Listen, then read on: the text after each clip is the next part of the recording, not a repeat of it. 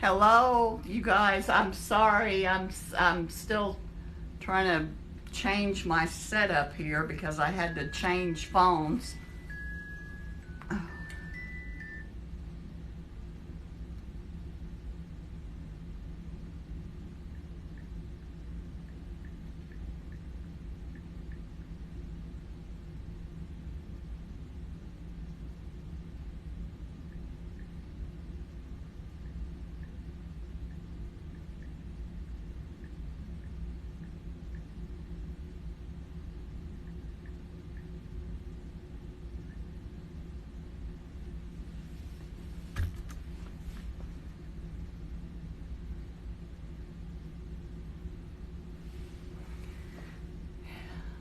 Okay.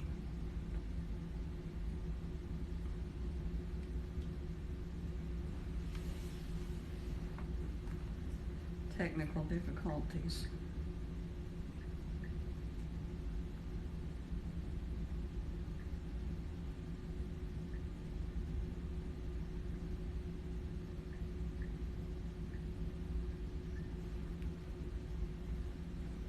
Okay, let's see.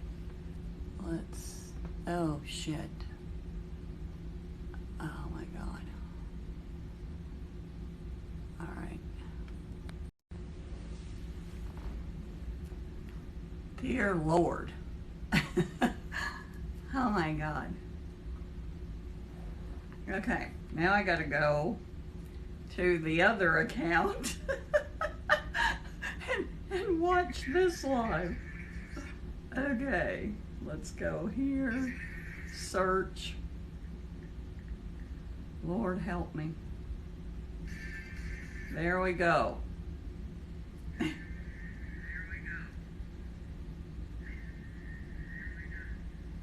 Yeah, it's really awful looking on this phone.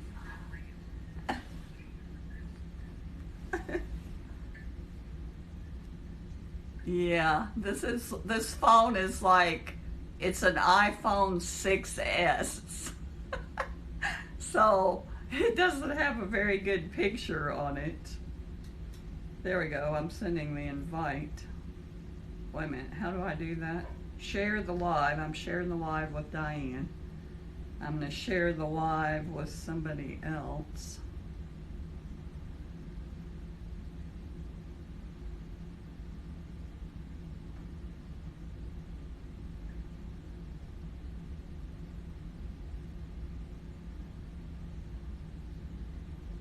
Oh, I can't do that. I'm not friends with him. Okay. So we're live now. There won't be anybody on here, Diane. Sounds Hello. okay. Can you hear me now? Yay! Success. See? Yeah, Told you that would. this is my first live on my other account. See, I told you it would work.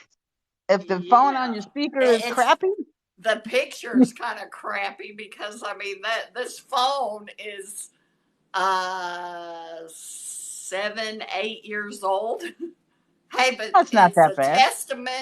it's a testament to iPhones because that is a 7 year old iPhone 6S and it still works just like it did the day it was purchased.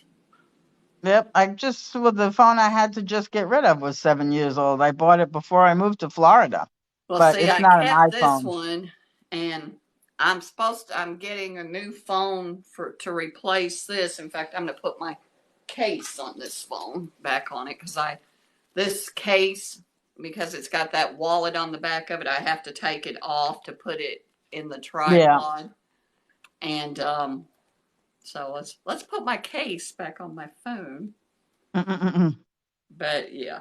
So actually, we'll probably not have as many trolls because this you know what I mean, this account, they'll all the people that come will be From the other there. one. Yep. He just started following me on there. Plus, it's New Year's Eve, Hi so a lot of people. Ezekiel. Hi Ezekiel. Yeah. It's New Year's Eve. A lot of people will be out. Oh yeah, Oh, but I mean, I how? kind of thought of this as just you and I spending New Year's Eve together anyway. And Yep. I did mention that I was going to go live at 11 o'clock to a few people, but see, they probably won't even put my live on the FYP because I don't do anything on this account. Yeah, but if they're your regular people, they should If see you they'll going see live. me, yeah, they'll see me. Yeah, they'll see you. Maybe not, because most of the our people. Oh, Diane, Won't be looking at us at this time of the Diane, day. this person that just joined us, Hmm. Jim Benson 99. He is infamous here. Do you guess who that is? I have no clue. The man from Albuquerque. Oh, the man. That is the man right there. And I will call him Jim on here, even though I don't usually call him Jim. But yeah. Hello, sweetheart. First time he's ever been to my live. He actually even commented. Really? Yeah. Yeah, because Hello. Hello, I don't, sweetie pie. I don't see your comments. I only see mine. Oh, that's right. That's right. But still, I still like it better like this than when you're in the box. That's just annoying. But I think this will be Stan. What happened was my my my what 1 year old or whatever it is phone. The speaker is shite. Zach told me I wore it out.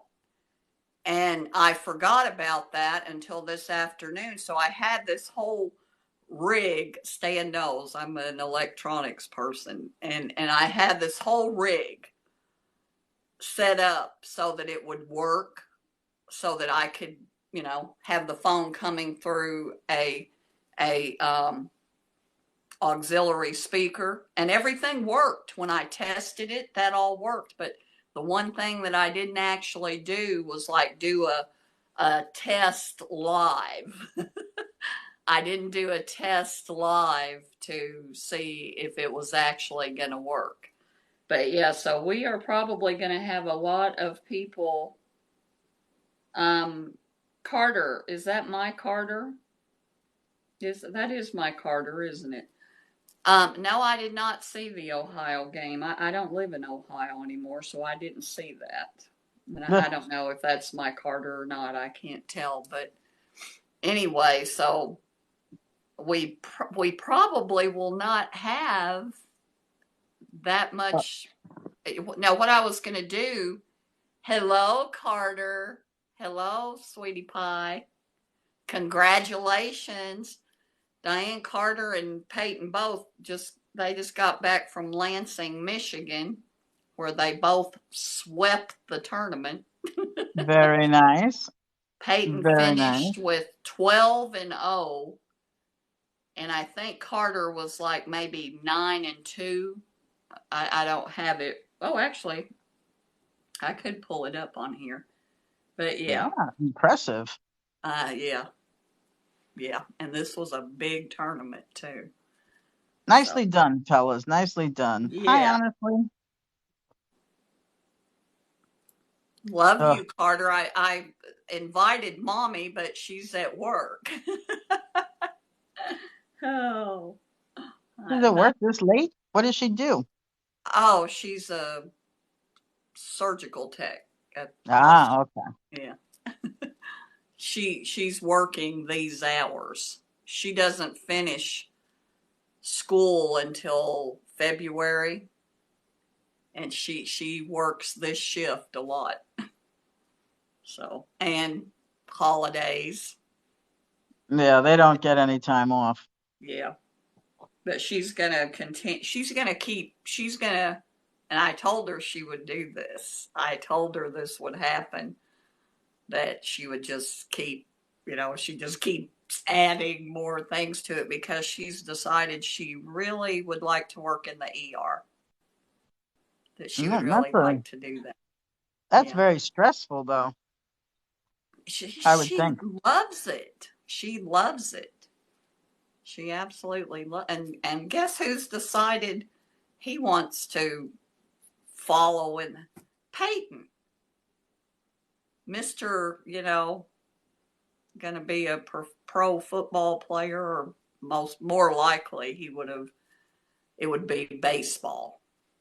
Now he'll probably, I think, I don't know if he said he's going to go to OSU or not, but he'll most likely have definitely a wrestling scholarship, probably a baseball scholarship too, because he's a really good baseball player too, and a good football player. Well, when you're into sports, it's good to know about medical stuff. Yeah.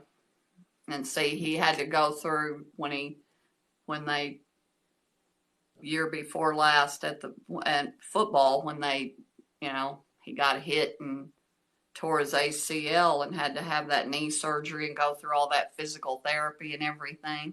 I think that's what kind of swayed him. Yeah, a lot of times that happens when something happens to you. And he, as I always tease him, well, him and Carter both, because Peyton's a prima donna. He is absolutely a prima donna. There's no doubt about it. But he is very compassionate. I mean, and very empathetic. It's like it. I don't know if I ever told this story or not. I don't have a microwave because I have limited counter space, and I have more use for a toaster oven than I do a microwave. So I don't have a microwave. And that just blows their mind. Because everybody has a microwave. Well, and the funny thing is Zach and Whitney don't have a microwave either, but for different reasons. Yeah, Whitney doesn't want the microwave, and anyway, every single time, because Alexis always stops and brings their own food. She'll stop at the grocery store when she gets here because, they're not eating the grandma food. They don't want the grandma food. So they're not going to eat the roast.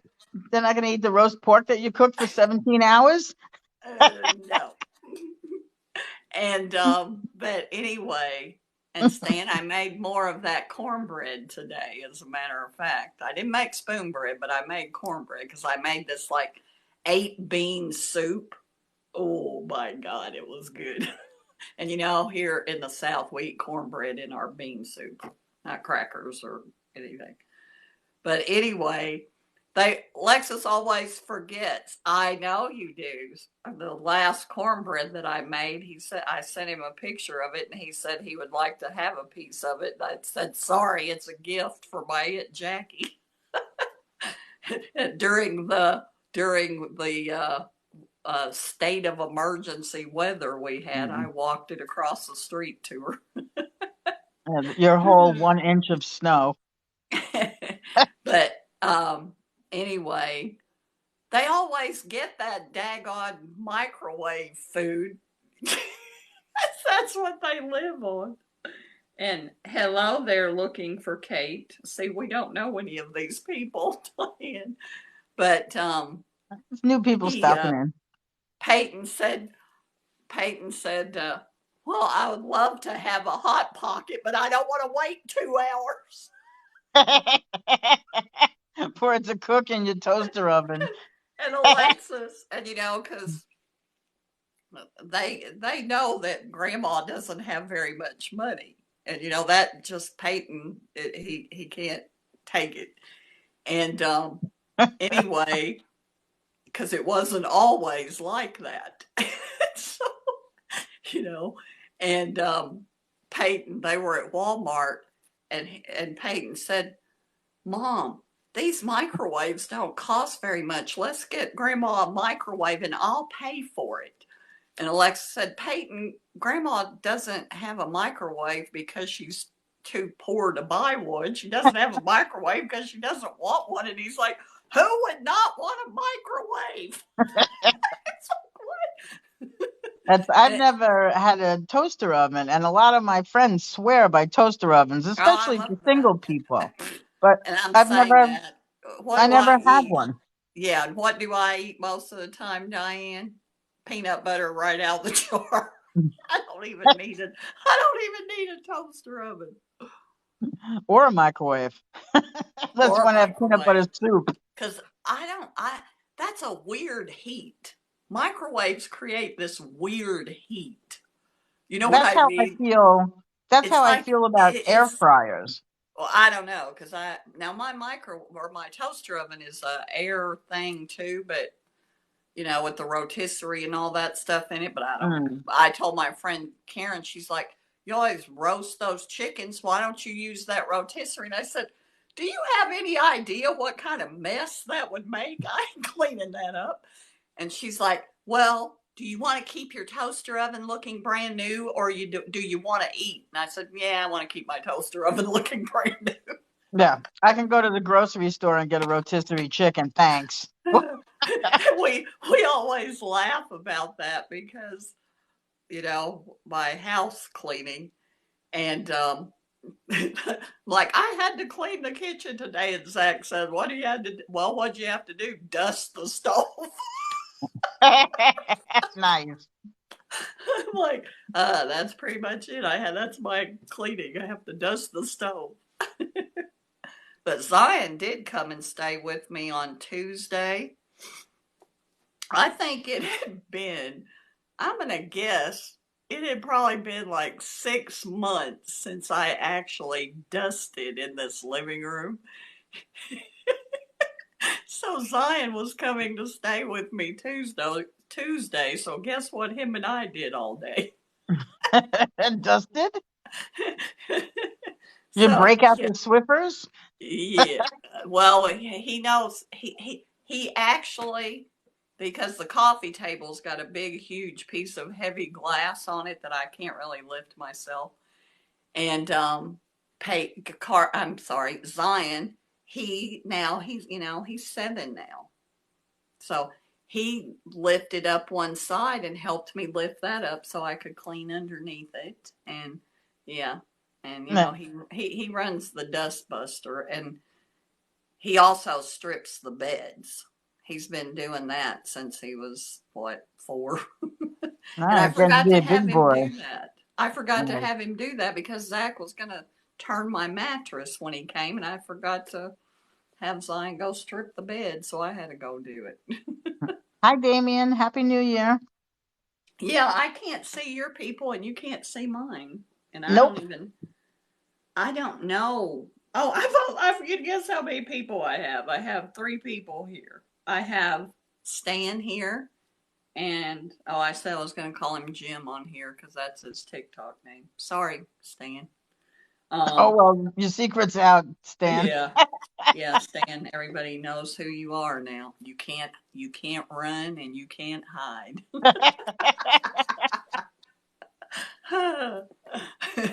That's terrible. Well, Diane knows a lot about you, dear. Don't tell him everything I know. And I'm sorry I didn't introduce you, Stan. This is my moderator slash bouncer, Diane. And Her name is, I take my job very seriously and too. yeah. They don't You they don't do play. not say anything inappropriate or gone. Yep. Me and Zach.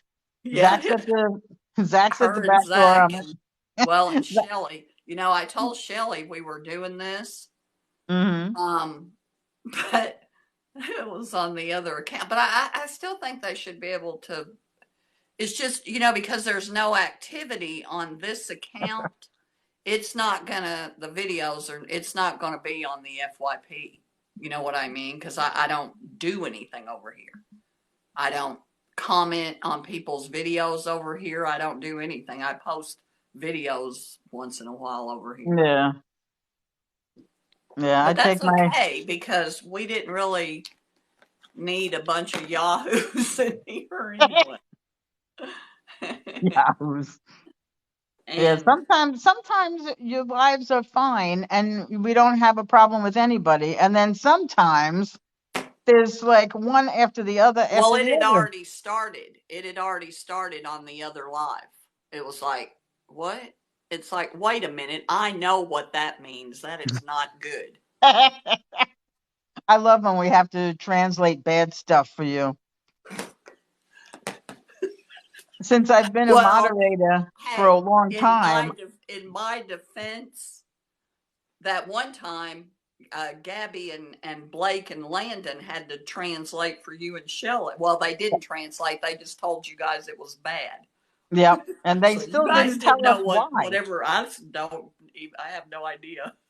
Yeah. And they still didn't even tell us why it was bad. They just wouldn't explain it at all. Well, Blake and Landon said we're not saying that on here, Yeah, because and they get kicked off. You have to and do it very artfully. and Gabby said, "Well, Grandma, if you want me to, I'll comment what it means." I'm like, "Don't do that." My 14-year-old granddaughter commenting some obscene No, thing. you have to go about it very artfully and use, asterisks and all kinds of other nonsense if you want to say something you're not supposed to say. Well, it was kind of bad last Thursday. Yeah, we It had was a actually before you fun. got there I know. because I was 4 minutes late, and there was already troublemakers. well, I know, but there was like 285 people there too. So Yeah, that was crazy. what is going on here? No, I what I'm don't going know. to do, I don't think I'll need it, but what I'm going to do is make myself a moderator. I'm going to make myself a moderator if I can figure out who I'm doing. Well, I don't see myself. You don't see your other account No. because both of your both of your accounts should show up as being on your live. You should be able to make your other account a Oh, you moderator. know what I could do? You know how they do those like 3 people? I could go live on my other account and then I would still be able to hear you because you're. Yep. And then you could comment on your own live. Oh my God, let's try that. Let's see what happens. That's going to be funny. I'm going to try it. Let's see. We'll Wait a have all minute. kinds of stuff No, going I on here. can't, Diane, because how am I going to have what? Then I got to put this phone up here. Oh, yeah, I because have to you have go to get another, actually, have to go in the bedroom and get another tripod and put this phone up here. Then how am I going to read comments? you're going to have a whole studio set up in the living room. Oh, this living room most of the time. Because a lot of times I just leave everything set up. Yeah. It looks like a TV studio in here. I'm just holding my phone in my hand because I'm too lazy to get out of my recliner. Because if I sit in the dining room, I know I'm going to be there on Monday night, and it hurts my back to sit in the dining room chairs for too long. So Yeah. I'd rather just sit in my recliner and hold the phone because it's I just wish you too would much. see all of the I have every kind of adapter that you can have. I mean, I even have an adapter for the phone that connects it to the like an HDMI cable from. Mhm. I'm like, what the hell is all this stuff? The only thing that I didn't have, and I think probably I need to get one of those, is a cable or whatever, a cable with a USB on both ends. Ah, Because see, then I have to make this hmm. adaptation, and I needed a USB on both ends so that it would plug in. See, like this is a USB with an Yeah. iPhone charger. Yeah, it's complicated. Yeah, they must have them though, because I'm sure They people do. plug I know they their, do. Because I'm yeah, pretty sure I had one. I just don't know. In all, yeah. See, here's the one. See, now this one, has the wide strip. Yeah. it has. This is you plug the iPhone charger in here and headphones in here because you know how the new phones, and then this goes into the charger port because you know how the new phones don't have um, a headphone jack. Yeah. And I don't like wireless headphones, but then I thought about it and I thought I'm gonna need to I'm gonna need to get um, some wireless, like some AirPods or something. Mm. But Yeah. what I See. decided to do, because remember, this phone, when I get the new phone, I think Alexis is getting me a new phone in January. When I get the new phone, this phone is going to replace that phone, the 7 or 8 year old phone, and then I'll have the new one. So what I'm doing is I ordered a kit. I watched a YouTube video and I ordered a kit to replace the speaker in here. And now once I take the phone apart, it may not be the speaker may not actually be blown. It may just be not, like something where I dropped it, maybe knocked something Yeah. loose or something. Because it works. It's just like really, really low. Faint. Yeah. Yeah. It might have just jarred But I the mean, I could connection, or barely hear. I mean, yeah, it you might have almost jarred have the, to put it up to your ear to hear. And it's yeah, it might gotten have. progressively worse. And Zach told me I wore it out TikToking. It And probably so, just, you probably but just jarred the connection or broke a little piece of solder off or something by dropping it, yeah, or well, I've watched the YouTube video. It's very complex. How there's like 14 pieces that you have to take off of the inside of the phone. oh geez. And I mean, the screws are like microscopic. Yeah, they're really tiny. And I mean, I know I can do that. I mean, I saw the YouTube video and that is my gig. And I thought, okay, I can for $23, I can buy the kit, the tool kit, because you need a tool kit. Yeah, because I they're can so buy the tiny. I can buy the tool kit. Well, plus there's like a suction cup that you pull. Well, there's like these little look like guitar picks that you slide around the glass to separate it from the phone. And then Yep. there's this little suction cup thing that you pull the glass off with. And then see there's a ring, like a O-ring, but it's a sticky O-ring that goes, so you have to pull that off. There's a tool to take that out. And then it looks like, like a screen protector that you lay down on the back of the Hmm. phone after you have the glass off. And it puts that little O-ring around the edge, and then the plastic peels off of it, and you put the glass down so that it glues the glass back down. And it looks like it would be really, really fun. Yeah, it sounds way too complicated for me. And it would be really, really fun. But then it's like, ugh. I haven't done this kind of, because that's Very, teeny tiny little things yep. I'm very, very good at. I don't know if my manual dexterity is as good as it once was. Yeah, I know I couldn't do it because my fingertips from the having diabetes for so long are numb. So Yeah, I can't do little stuff anymore. That's why I don't mine do are class. not. Mine are not because in my left arm, because of the congestive heart failure and that defect, and I have this like edema, I think it's called, on my left arm. I don't have, and I'm kind of ambidextrous. I always could use both hands equally. But my left hand, my fingers on my left hand kind of are not, I don't have the same feeling in them, Yeah. like I once did. Yeah, But, even like it's weird with my fingertips because even though they're kind of numb and they feel like almost like they're pruny, like when you get out of the pool or whatever, they feel like they're pruny, but they're not actually pruny, but they feel like rough pruny? like that. What are you talking? Like pruny, like if you stayed in the bathtub too long? Yeah, like if you sit in the tub too long, that's how my fingertips feel all the time. But Oh, they don't look what pruny, about but they that feel like lotion that. we were talking about last week? The crepey skin lotion. Yeah, no, they don't look pruny. They just feel pruny to me, Oh.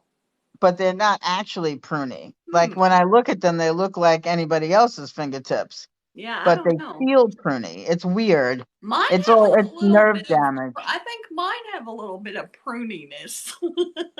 Yeah, mine's just nerve damage from the Yeah, neuropathies and all that yeah. stuff. So I'm not good with little stuff anymore. Well, every time that you have those, every time you go into the what is it?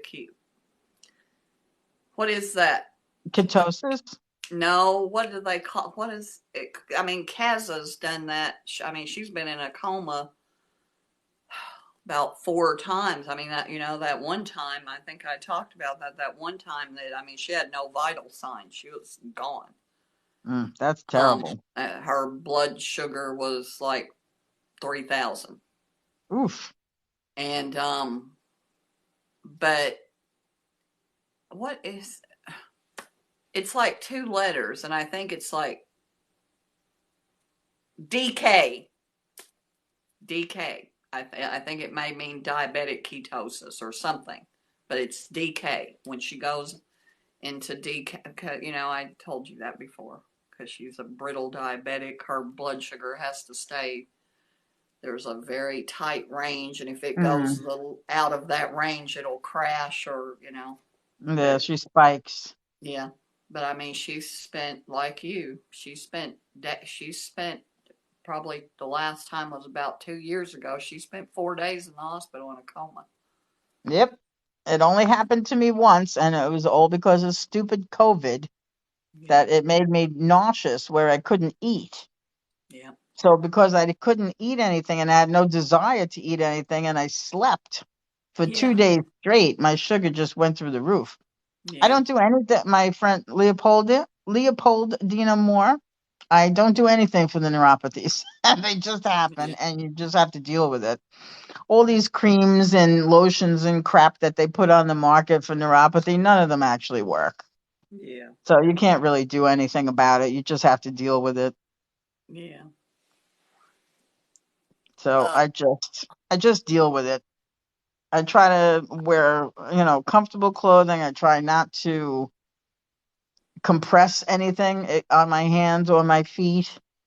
I try to always like have the lumbar support and all that stuff. So you just try to make yourself as comfortable as you can so that you don't have extra, nerve problems on top of what you already have. But I've been Yeah, diabetic for 12 years, so that's a long time. yeah. Hi, Eden. Nice to see you. Happy New Year, sweetie. Hey, you know what? This is good because I don't have any people here. Oh, I somebody got just joined because I don't even Stan has left us. after his identity was confirmed, he left the building. Yeah, he left the building. Yeah, Oh, I I don't take think I, gabapentin. I I don't think know. he I don't know might what be ready gabapentin is to for. come out of hiding now. Well, he made his debut appearance, so now he's up for grabs. He picked a good time. He picked a very smart time to do it. Yep. When none of the usual suspects are around. Well, very smart time to do it because if Zach would have been here, I wouldn't have called him out. We wouldn't have known who he was. Zach would have, if Zach saw his name, he would have known who he was. Oh, that's what gabapentin is for? Man, I didn't know what it was for because my pain is not that bad, so I don't take anything for it yet. Oh yeah, Gabber. Yeah, my aunt Iva and my aunt Mildred and my aunt Jackie, all three take that. Oh yeah, yeah. No, my doctor never suggested it. Well, my old doctor never actually I thought that think I it's like had for any pain. nerve, like Yeah, neuropathy or nerve yeah, pain. nerve pain. Yeah, which diabetics have a lot of. Yeah, But but mine is not that bad. Like I get little shooting pains once in a while, and then I have like constant pain in my fingertips and my toes. But I kind of got used to it after a while. And yeah. every once in a while, like it feels like somebody is sticking a pin in my voodoo doll. Because I'll just get a sharp pin, pain out of no place in a weird spot, like the side of my knee or my shin or my elbow or, something stupid. So, but it just comes and goes. So I never told the doctor anything about it. So they never put me on anything for it. I take enough pills. I don't want any more. Yeah, I don't blame you. Yeah, I do have a TENS unit and I do use that because I think that is very helpful. Yeah. The electrical stimulation. That is very helpful. I use that on my knees and when I get sciatica, I use that. Oh. Oh, who's back? he he said he said he loves my laugh. We get that comment a lot. Actually, there must be something about my laugh. It's musical. It's musical. Well, I do a lot of it. It doesn't take much to make me laugh. In a giggle fit. Yeah, I get a lot of you sound like Roseanne Barr when I laugh. So I thought you were saying I sound like Roseanne Barr. I was going to say, I'm going no, to come through this screen and slap your face. no, people say that to me when I Oh laugh. On a my lot of God, my Diane. videos, and stuff, people have commented that I remind them of Roseanne Barr. Domestic goddess. That's what I tell them. I said, well, that's only because I'm a The domestic domestic goddess. goddess. I'll tell you what. I never really watched that Roseanne show. I did watch Roseanne when she did stand up. I thought she was hilarious. She said, "When Hoover invents a writing version," and I thought, why has nobody invented that? But guess what? We have now. We have the robot vacuum cleaners. That's Yep, even you just better than a writing. The only problem with my robot vacuum cleaner, for whatever reason, I can't pair it to the 5G network, oh and Alexis hasn't done that for me. So it just has to roam around because I haven't been able to like program it. The only yeah. room that I've programmed it to actually, like go in a square is in my kitchen. And the rest of the time it just roams around. So it just kind of Yeah, it just kind roams of roams aimlessly around. through your house. And What plus, is going here, on with my camera? the reason that they got me that robot vacuum cleaner is because that because because the hardest thing for me to do is run the vacuum cleaner because I have that like 20 something year old Dyson vacuum cleaner, like the first Dyson vacuum cleaner with that big yellow ball on it. It weighs Yeah. a ton and it wears me out. But guess what? I let the robot vacuum cleaner run the vacuum cleaner. And then I look at them like, yeah, that's not good enough. And I end up getting the vacuum cleaner. So it doesn't really serve its purpose, does it? Well, it's all right for the kitchen because I can like stick it in the kitchen. I pick it up and carry it in there, put it in the kitchen, and let it do because the kitchen's where I need to run because there's a black Oriental carpet in the kitchen Why do you have carpet in the kitchen? because I like it. Doesn't it get? Oh, I You could never have carpet in know, the kitchen.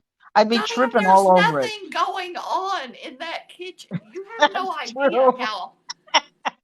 No, and plus, I am very meticulous about everything I do. I don't spill stuff. I don't make a mess. I'm very meticulous about things like that. Oh, not even the mess. I'd be tripping over it all the time. So that's why I don't have any No, carpets it in my fits kitchen. because my kitchen is not very big at all. And it's just Mm. an oriental rug that fits right in that space. So it Oh, the goes whole. all the way up. It's almost like a wall to wall carpet. Mm. So, and I apparently pick my feet up when I walk Yes, I because don't. My Aunt Iva and my dad are the ones that would trip on my rugs. And it's like, pick your feet up. What's wrong with you? Nobody else trips over the carpets because I have Yeah, carpets like layered because I like the rugs. I have one leg is slightly shorter than the other, so the longer leg tends to drag. So I always wear the bottom of that heel off first on my shoes, so you can always tell which foot I drag and which foot I pick up, and it's just ridiculous. You wouldn't think that. I mean, it's longer by, I mean, maybe not even a quarter of an inch, but it makes a difference in your gait. Yeah, I mean, I know that's true. I mean, I know. It's like my Aunt Iva, since she's got older, her gait is, you know, and I have a very, I'm not even going to say this. Thought better of it. I have been told that I don't walk, that I strut. I'm like, what are you talking about? I walk like I'm on a mission. That's what I walk like. Well, When and strutting is okay too. Peacock because I'm strut. taller and I have long legs, I have a very big stride when I walk. Yeah, I used to walk like I had a mission, but then when No, my knees got bad, I can't do it anymore. So now I walk like, I'm walking somewhere. I am on a mission. yeah, that's how I used to be. That's why I But was making fun of that about my Aunt Geraldine snatching her across the road. yeah, well, now I'm on a mission. It's just there's no time limit. Well, see, my Aunt Iva used to be exactly like me. So it was easy for her and I to go shopping together because we both walk really fast. Yep. And her and I are the same height. And we walk at the same pace, but that's not true anymore. After the knee replacement and her other knee should be replaced and she needs a hip replacement. Yeah, Ouch. I have to slow down for her to keep up with me. And Yeah. because Well, for my Uncle Walter fell down the stairs. ow. I think that was Wednesday. Pretty sure it was Wednesday. He fell down the stairs, but the stairs are carpeted and he kind of like slid down on his. Oh, okay. Well, that's better than going ass over tea kettle.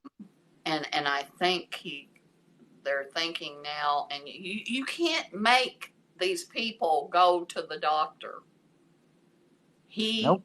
he tried to take her to, and I was just over there yesterday and offered to take her to the store. And no, I don't need to go today. I only need a few cleaning items, and I'm like, I can pick them up and bring them to you. And of course, no, we can't do that. So my Uncle Walter tried to drive her to the store today and like got down the driveway and had to turn around and go back. He couldn't drive. He was Mm. in too much pain. And I'm like, this is not my Uncle Walter. I mean, he was even last night,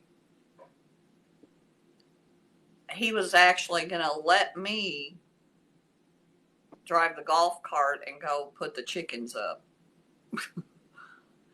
and he So you doesn't. know he was in Now pain. I've done that like 3 times. I've done that, driven the golf cart down there and closed the chicken house. We've talked about the chicken house before. The The coop. hen house. I keep forgetting. I knew when I was saying chicken house, I knew that didn't sound right. It was because, and I thought my grandmother called it a chicken house. It was called the hen house. Yes, it's either a hen house or a chicken coop, but it's not a Right, chicken house. right. And they've only got 3 chickens left anyway because Oh, something killed them again. But it wasn't a oh. coyote this time. Was it a Um, fox? well, I don't know. My Uncle Walter set a trap, and guess what he caught in it? Chicken? A skunk. Oh. And he came to the front door and started to come in the house, and I was like, "Get out! Mm-mm. You don't want Don't that you smell. dare come in this house!" And You she cannot get made rid him of that. strip his clothes off on the front porch. Yeah, you Well, can't get rid of they're that in the smell. middle of BFE, so there's Yeah, nobody going by or anything. yeah, but ugh, it takes months to get that smell out of the Well, it house. didn't Forget it. spray him directly. You know what I mean? He wasn't like sprayed.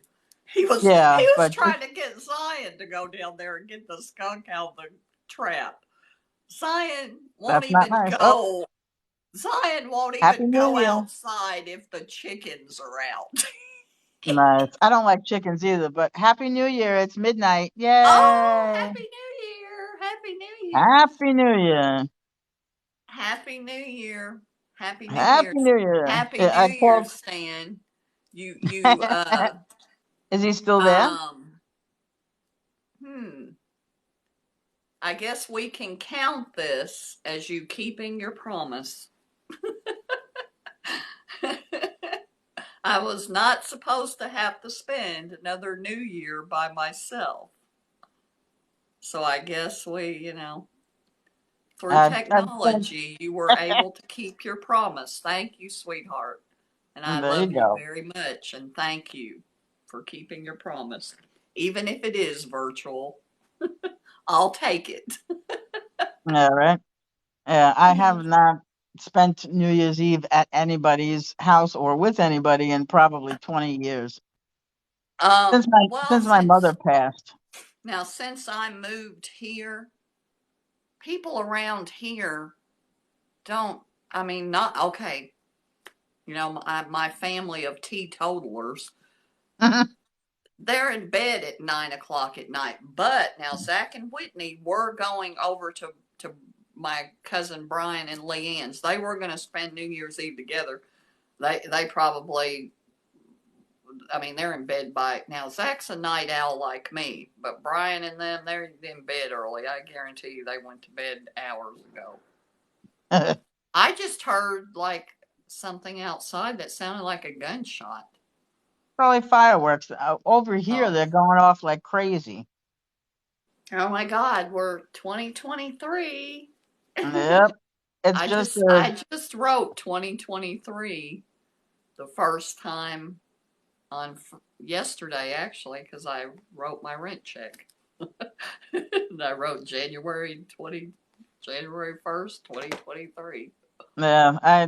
I'll probably screw up the next like 5 or 6 checks that I write because I won't I'm be used to shocked. I'm actually shocked that it. I'm Hi, actually Witchcraft. shocked. Happy New Year, Witchcraft. How are you? Oh, I don't even know who's here. I think the only person that's here is myself. Okay, the only people that are on my live are myself and Stan. And on my side, it's just me and Witchcraft. She's one of Yeah, my brewery I visitors. think we're friends now too. I think we're friends. Oh, with Witchcraft? I think so. Oh, good. I mean, not on that account, but on my on Right. my main account. Yeah, I don't know her that well, but she seems very nice. Did you see? Did you see my Ted Nugent video? I did the Ted Nugent song "Stranglehold." I For don't think so. my cousin Scotty and I were on the phone, and we were talking about music, and he's like, "Oh my God, you know what song I haven't heard forever?" And so I told Ziggy to play the song I while we were on see. the phone because it was the song that they used to play. Like, because my cousin Scotty was a football player, and he played football at Otterbein, that same school that I went to. Actually, he got a football scholarship to Otterbein. But anyway, that was their song that they played when they came onto the field, was Ted Nugent's Stranglehold. And he's like, I said, "Oh, I will do that song." He asked me to do it, and I'm like, and he's actually the one, Diane, that talked me into doing the first lip syncing video. The first Ah, lip syncing video that I did, I'm thinking it was Bad Company, Rock and Roll Fantasy. I can't remember, but it was just one of those songs that he's mm. like, "Oh," and he's the one that picked the first probably 10 songs that I did.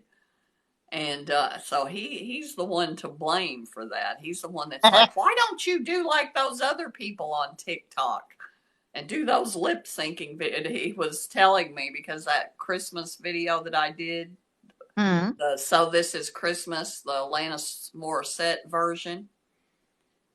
My cousin Scotty's wife, Stacy, she saw that on Facebook and she's like, "Is that Cookie really singing?" Because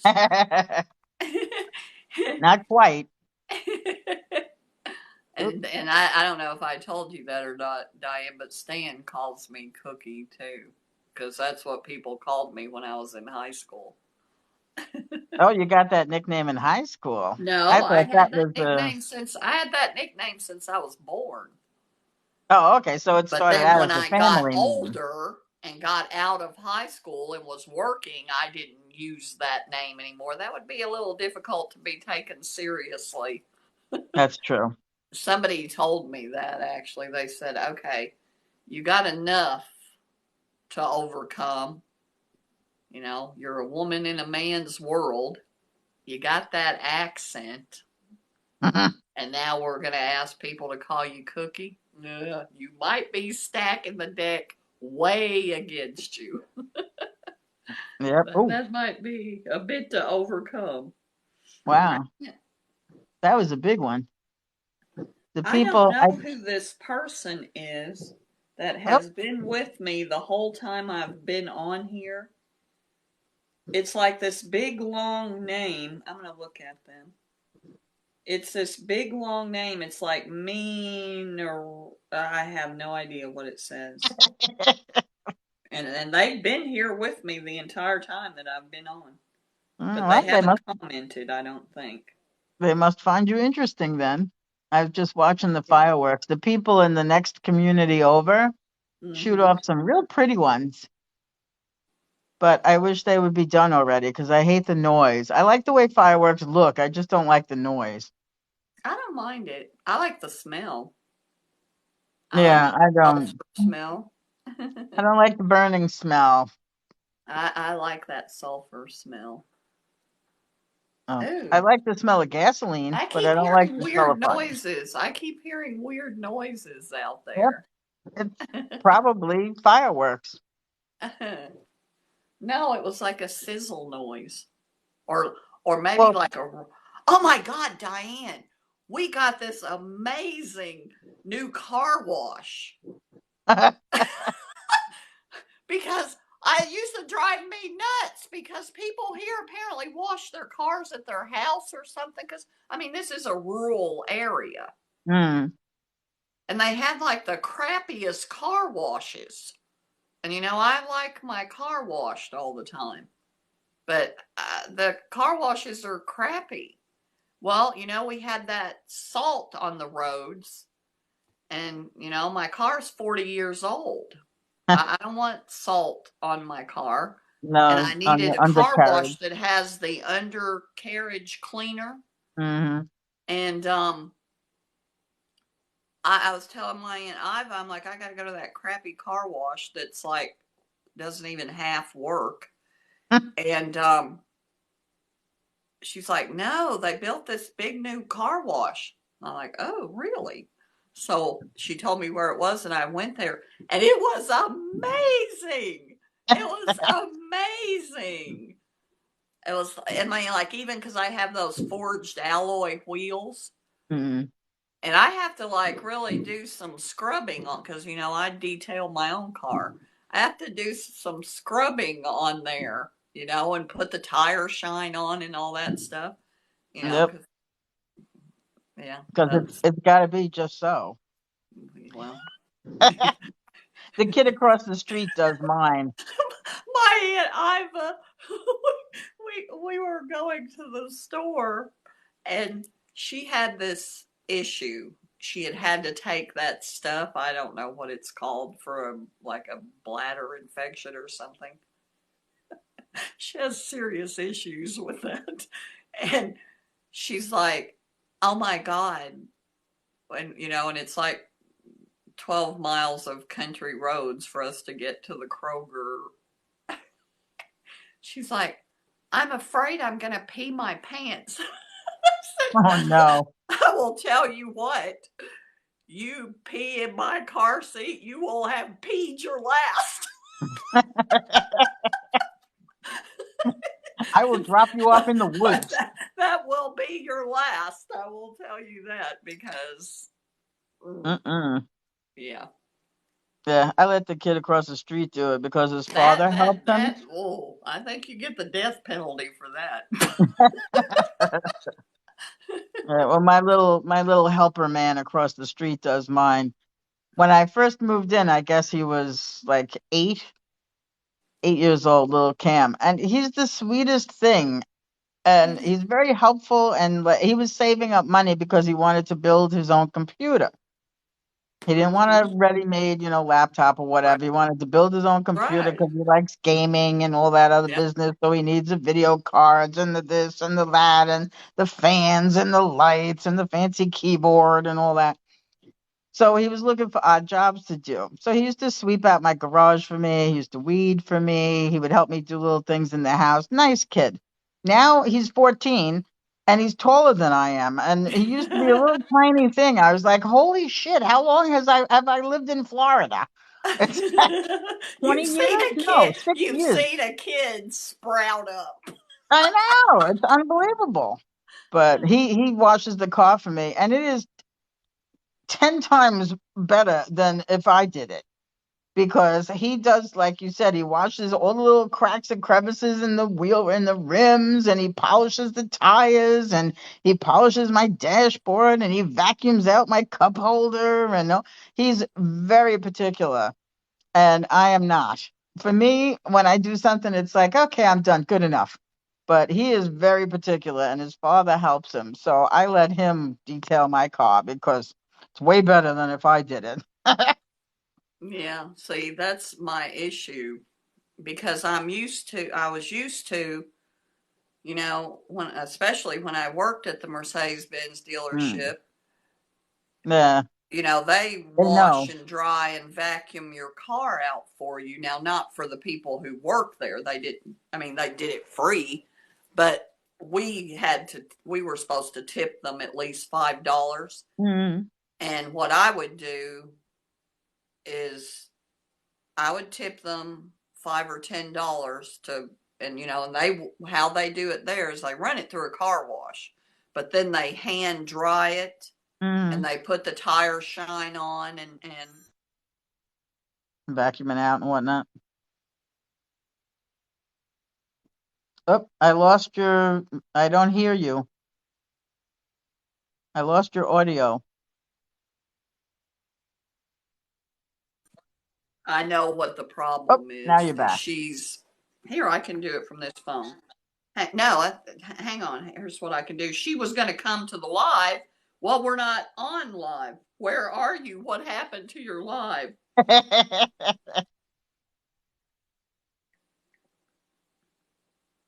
Yeah, let's do it this way.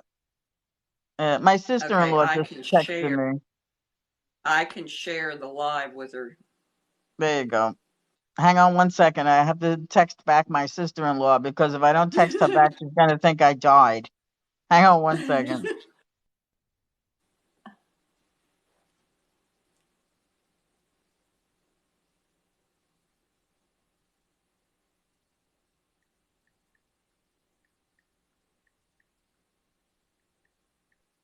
Okay, now we're back. Yeah, my sister-in-law in Miami, I spoke to my sister-in-law in New York, but I didn't speak to the one in Miami. And if I don't text her back, she'll think I died or, because she thinks I need a life alert already. She left me a voicemail. She has an elderly friend, and she was staying with her tonight. Trudy Yeah. lives in West Virginia, and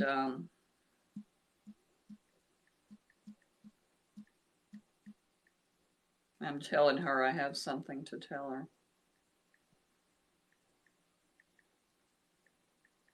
It was really funny, and I should, but yeah, she was gonna go. She was gonna go out tonight because I mean Trudy's, she's our age too. Oh, by the way, Stan, Diane lives in Florida, but she is originally from Manhattan. She retired to Florida, like Orlando. That's why she talks like that. Did he say I have an accent? No, he didn't say anything. Because I Oh, do. I'll explain later. I'm going to tell But, Trudy I'll explain later. well, he can come to your regular live on Thursday and then he can explain. Because I'll be there. Well, I was trying to explain to Trudy. Trudy asked me what happened, why, why, um, While you're live? yeah, why? Because see, she was looking for me, and I don't know that Trudy. There's my Aunt Mildred messaging me. I don't know that Trudy follows me on the alternate account. I don't know if she does or not. I don't remember. Yeah. But I mean, because Trudy hasn't been with us that long. Well, she used to be a while back. And then we didn't see her for a while. And now she's back again. Yeah. But I mean, she's not, she's not like you and Shelly and, Yeah. JC. Now, even like Junior's fairly new. Trudy's older than Junior. Yeah. Junior Yeah. and She's Janice, that whole group. I don't know where that group of people came from. I can't. Oh, I know. Wait a minute. Huh. Because Junior, oh, I know my friend Gypsy Jenna. Gypsy Jenna. Remember her and Gypsy Redneck? The the ones ones that got, he lived in Oregon and she lived in yeah, they Virginia, and moved. then they got together and he moved to Virginia. Yep. Yep. Do you hear And from them since then? they're still very happy, by the way. That's good. And That's good. I like to hear that. he started his Gypsy Smoke Barbecue food truck and everything. And Good. but that's where Junior came from. Because, From their lives. well, no, because I don't go to other people's lives. It's not How really, rude. it's not really my thing. No, Jenna wanted me to talk. That's how I ended up being friends with Tom, because her and Tom were not boyfriend and girlfriend to start with. That's why they credit or blame or whatever you want to call it me for that, because they were not actually boyfriend and girlfriend. She had another boyfriend that lived where Oh, she lives, oh but he my. didn't sound like much of a boyfriend to me. Like Peyton Place around there. He didn't really sound like much of a boyfriend, so I may have somehow, I don't know, but You may you may have she done a little wanted me matchmaking. to she wanted me to talk to him, and he just did a video not long ago about that, because I mean he was, and he wouldn't mind me saying it because he's done videos about it. He was suicidal. I mean, his wife of 20 something years had, you know, left him and divorced him. I mean, she left multiple times, but she ended up Hmm. finally divorcing him, and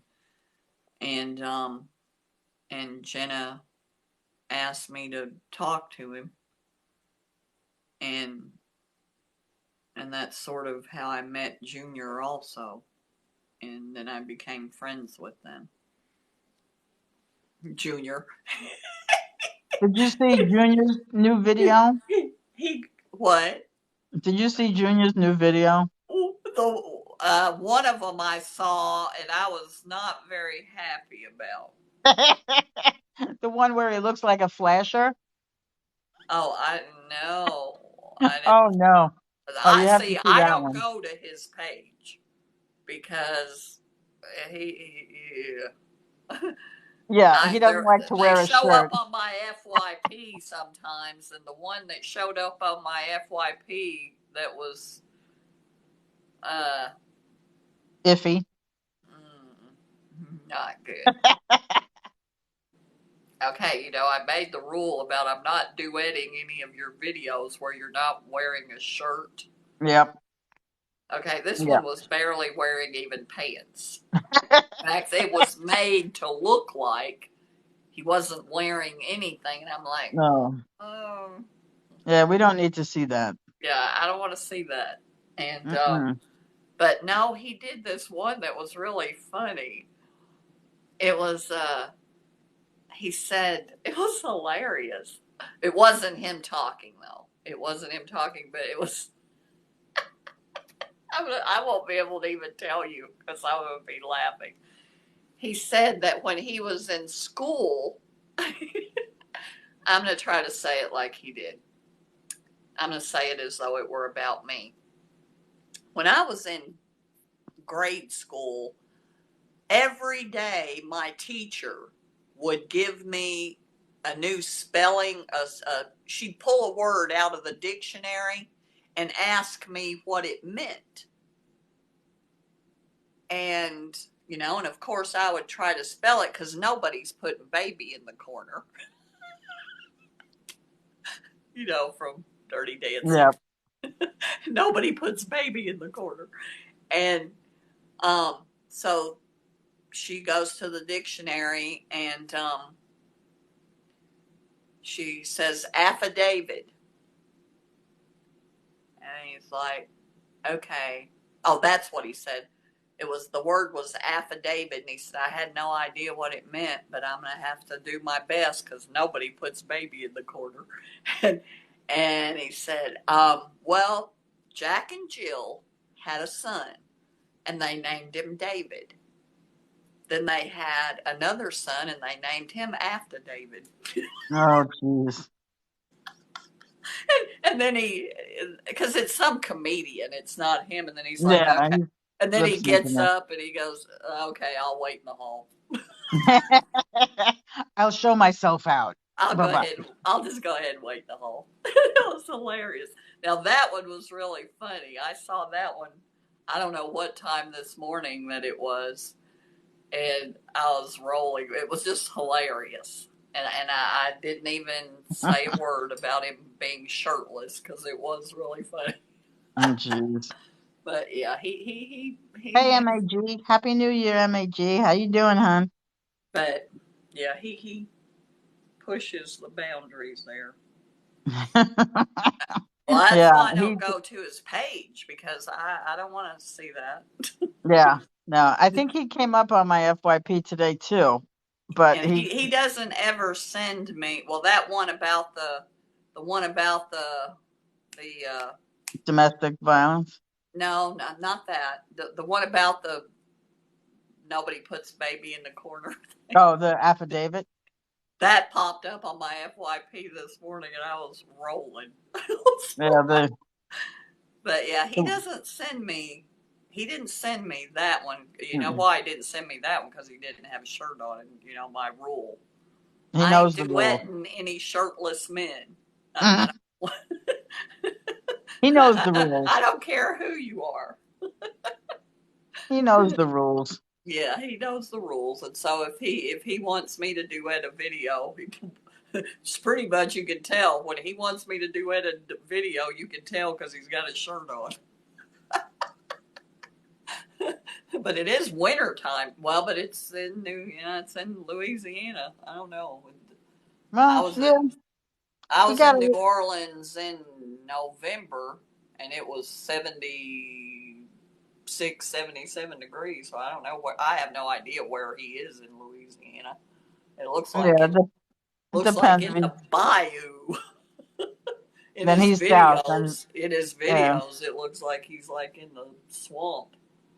yeah. If he's in the south, then it's probably still pretty warm. Although we did have a cold snap in Florida. It was Oh really yeah, weird. right.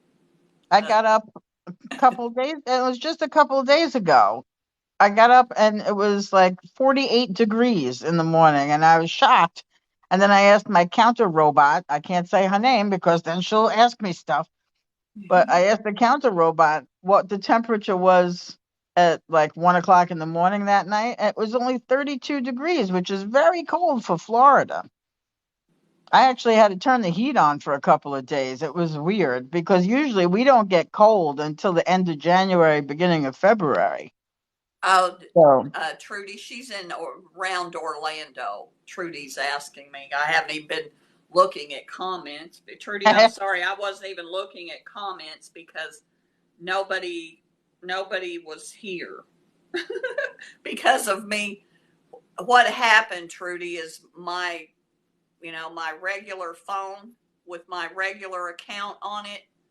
I had to switch out the phones because the speaker is bad on my good phone. My speaker is bad, and I couldn't hear Diane, and I thought I had something rigged up so I could use a auxiliary speaker. And I tested it. I mean, I even tested the microphone, Diane, by making doing a video to test it, and mhm. everything worked. But the one thing I didn't do was like go live and test it, well, which I couldn't have done without you anyway. You know, Or somebody. but yeah. Hi, Alex. Hi. Alex, are you still in Tampa? Because you're still training, right? Trudy, I'm so crazy. I completely forgot. Trudy used to live. Trudy's from West Virginia, but she lived in Florida for years. She lived in West Palm Beach. Oh, no, it doesn't. It just says in Palm Beach. She lived in Palm Beach for 26 years. Oh, that's a while. Stan is saying it's 2027 there. I don't know what that means. He's a little ahead of his time.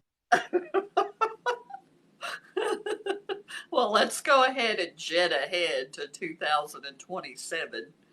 Yeah, let's not because that makes us Oh 4 years yeah. older. But we'll jet ahead to 2027, but we don't age.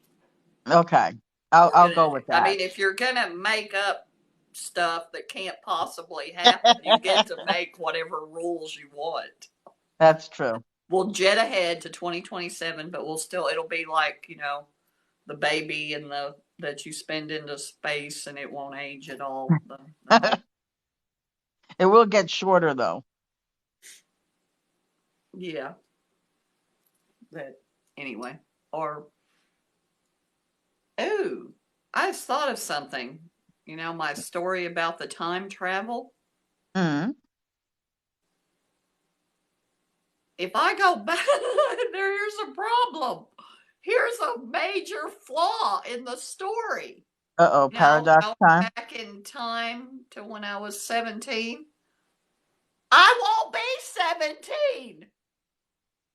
When you go back in time, you stay the age that you are. When you travel back in time, you don't get younger. You don't get to That go is back not going to into that. work. That whole story is now completely flawed. Yep. You don't get to go into that body. You just get to go into that time frame. That's right. You stay.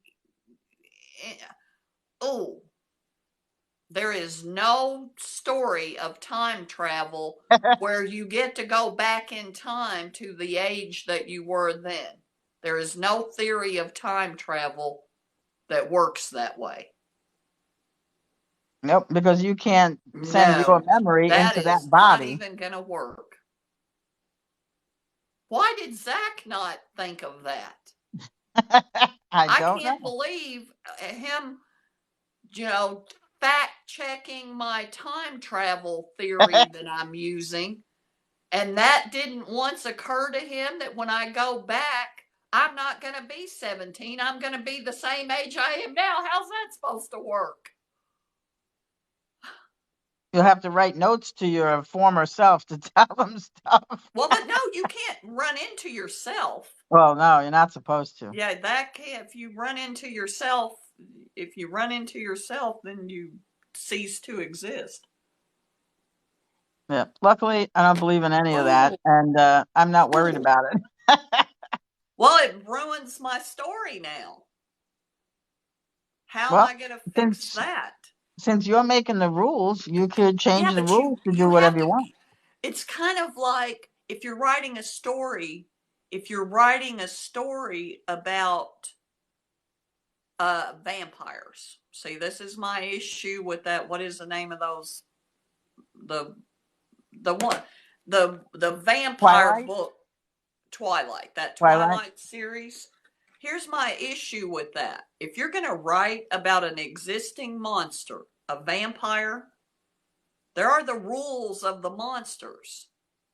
You can't you can't call something a vampire in your story or your book that you're writing. You can't change the rules of the monsters. You can't, you're not allowed to do that. No, vampires are not nice and they are not vegetarians. You and can't change the rules of the monsters. and they don't come out in the daytime. You got to call it something else. You can make whatever kind of monster you want, but you can't call it that. Why is my nose a weird color? It is. It's like your nose looks like you're laying out in the sun with that stuff, Yeah, with that sun stuff on your nose. the zinc, Yeah. the zinc oxide. What I is don't know. that? It's your lighting. Something's off about your lighting. There we go. We'll just block the kitchen lights. Is that what it is? Yeah, I have pendulum lights over the Yeah. I have kitchen island two. behind me. Here's what I have. I have this lamp behind me that I always have behind me. The lamp over there, the lamp over there. I bring the lamp out of my bedroom and sit on the coffee table in front of me. And then I have the two ring lights on either side. Oh my goodness. I would probably get a suntan in your living room because I'm used to it being dark in my house. I have no lights in the living room whatsoever. I don't like overhead lights. I like lamps. So like this living room that actually stays in here all the time. There's one, two, three, four, five lamps. My bedroom has no. My bedroom only has two lamps. Yeah, I My have one. I I mean, have the my one sun porch has three lamps on it. oh geez. Isn't the sun enough of a lamp? Not at night. I have to have lights on in every room of the house. Oh, see, I don't. Right now, there's only lights that are on are my kitchen lights. That's it. There's no other No, light on in my house. it creeps me out to walk through an unlit path. It creeps me out to walk past an unlit room Really? Oh, it doesn't because bother there me. could be like a monster in there. The only monster in my house is me. There could be like a ghost or you know No. If they because existed. Somebody said this because I'm like that about the monsters. The rules of the monsters.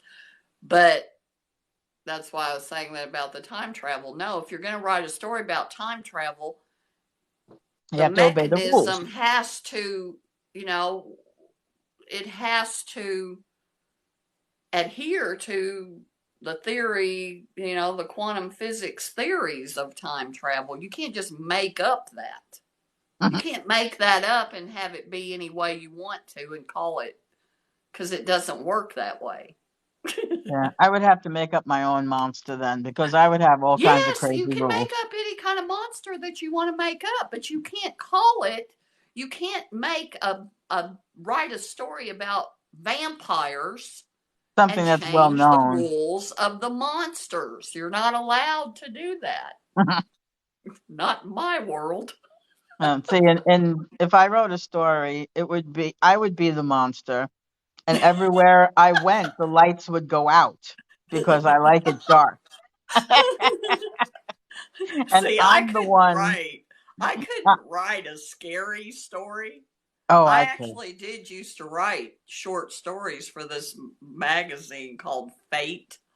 I think it was called Fate. I can't remember. There was a woman that I knew that wrote for that magazine, and I wrote this weird story. I only ever wrote one scary story, and I couldn't write scary stories because it gave me nightmares.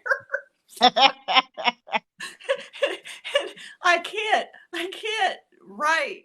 It's like, remember me telling you the story about, because this really scary movie to me, and the reason it was so scary is because it was filmed in that Monroeville Mall in Monroe. It was one of those George Romero movies. It was Mm, the original Dawn of the Dead, yep. and it was filmed in the Monroeville Mall where I used to hang out with my friend and I when I was like 13, 14 years old.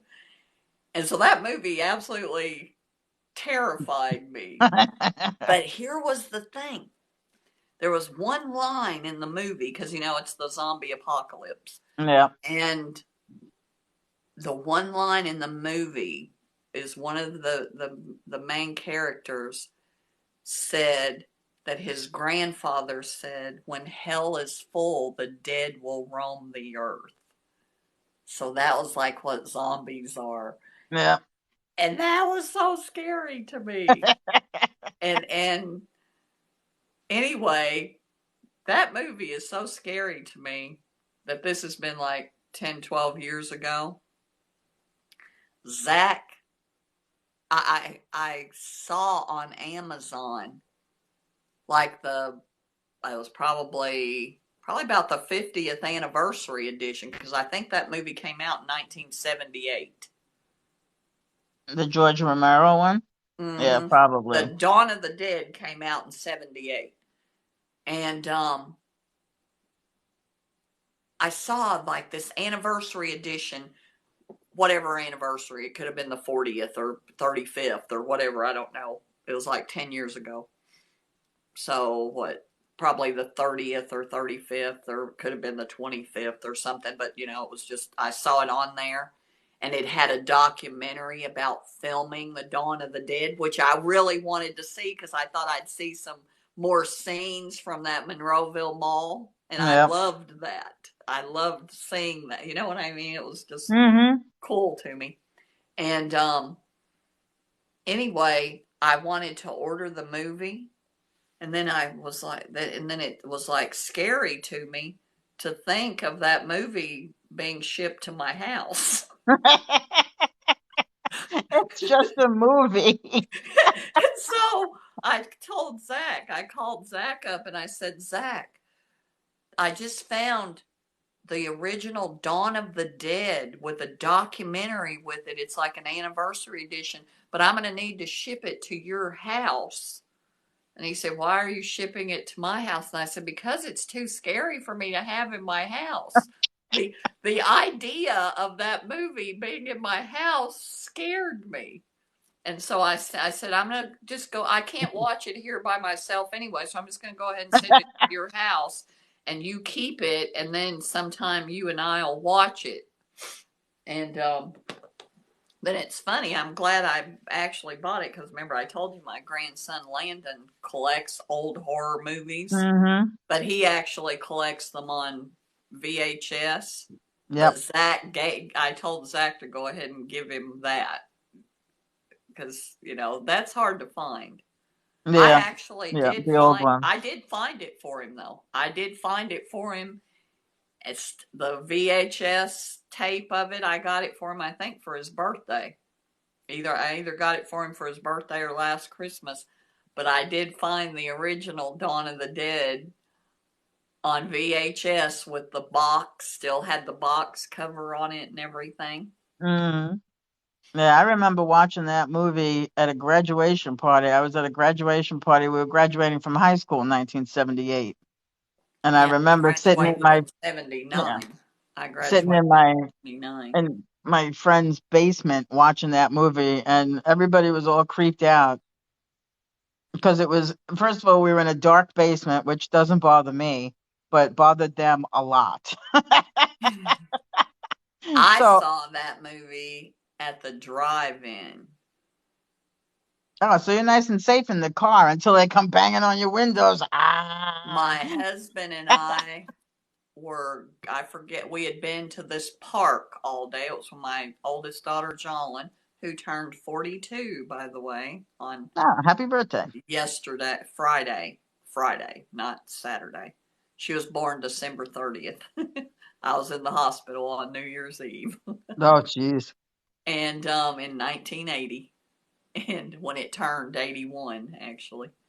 Um, but anyway, yeah, she was just little bitty, and we drove past the drive-in. I had never seen Texas Chainsaw Massacre. Oh, I had never seen that horror movie. For that's a whatever classic. reason, I had never seen that movie. And so we drove past the drive-in, and it was like getting later in the evening. And I'm like, oh my God, we have to go to that. But I didn't know the movie Dawn of the Dead. Mm. And I'm like, we got to go to that. Let's go get. And we were on that end of town. It was like the west side of Columbus or something. I can't remember. Mhm. And that was where there Okay. was a drive-in there. And oh, good night, Trudy. Good night, Trudy. Sorry, I wasn't paying any attention. Happy New Year, Sarah. Um, but anyway, um, I'm like, let's go somewhere and get some dinner, and then let's go to that. And so we went to the drive-in and saw. I think Dawn of the Dead was first because they do the Double Dawn of feature. the Dead may have been the main feature because Texas Chainsaw Massacre was an older movie by then. It wasn't a new movie where Dawn of the Yeah. Dead, that would have, Dawn of the Dead would have been out of the theaters and at the drive-in. You know what I mean? No. And so Dawn of the Dead was probably the second movie, but I remember when the movie came on and then they landed on top of this mall. And back then, there weren't that many of those big malls, those big enclosed malls. It was one Yeah. of the few. And it was one of the biggest ones in the country back then. It's the first one I was ever in. I mean, they may have had those in New York. We didn't have those everywhere.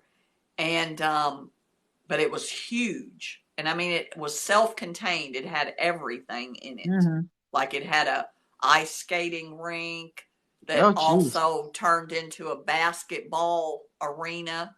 It had like I saw the Harlem Globetrotters there, as a matter of fact, but it had everything. And what made it so distinguishable was there was this big white, like scroll work metal clock that was sort of like the Eiffel Tower that went straight up the middle of the mall. Like where there was one of those circles where all the floors, where there's a balcony for Yeah. all the. and that clock went straight up, and it was like one of the German glockenspiels, where the little door at certain times the little doors open and these little things come out and do stuff. Well, it was like that. It was like a glockenspiel, and but it was white, like I don't know what it was actually made out of, but it looked like white wrought iron. It was really pretty, like scroll work. Mm. And I kept thinking that mall looked familiar, but then when I saw that clock, I Then you knew, and it knew. was. Well, all of George Romero's movies are all filmed in Pennsylvania, Mm. but yeah, Yeah, we had a closed-in mall like that in Staten Island when I yeah. grew up, and we watched it get built, which was the most interesting thing ever. When you're in high school and you never had like a big mall in your town, and then they plowed down an entire farm to build this mall, and there was just so many earth movers and caterpillars and all kinds of equipment and whatnot, and we would just all ride our bikes to the front of the what was going to be the mall. It used to be a drive-in theater, as a matter of fact, the Island. And we would all just sit there in the parking lot and just for hours just watch them build the mall.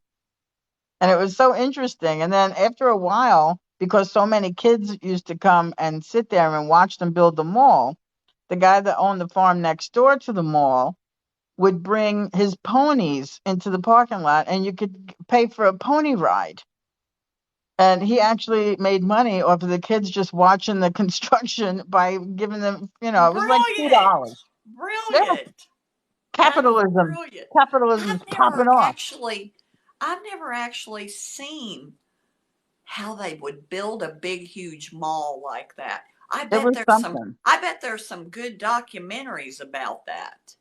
Oh, I'm sure, because it was really something to watch. I mean, I mean, Yeah, I would like to literally, watch a documentary of that. we would take our bikes there right after school and all bike, and it was kind of a hike out to Richmond Avenue. And then we would just sit there and just watch them for hours. And then this guy would bring his ponies over and he'd charge you $2 to take a pony ride. And we'd do that. And then a hot dog wagon came and then like they made like a whole little side business out of people just watching the mall get built. And it was just interesting because it was like there was nothing there, nothing. It was a farm. It was just grass.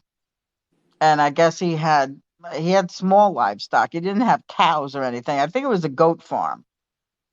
And there was a lot of farms on Staten Island at the time, a lot of horses and goats, chickens and whatnot. And then it got built up all of a sudden when they built the Verrazano Narrows I Bridge. don't know That's why I'm when doing that because nobody's here to report me. oh, you don't have to go off camera. It's Oh, and so who good. cares? They'll ban me from this account. Woo!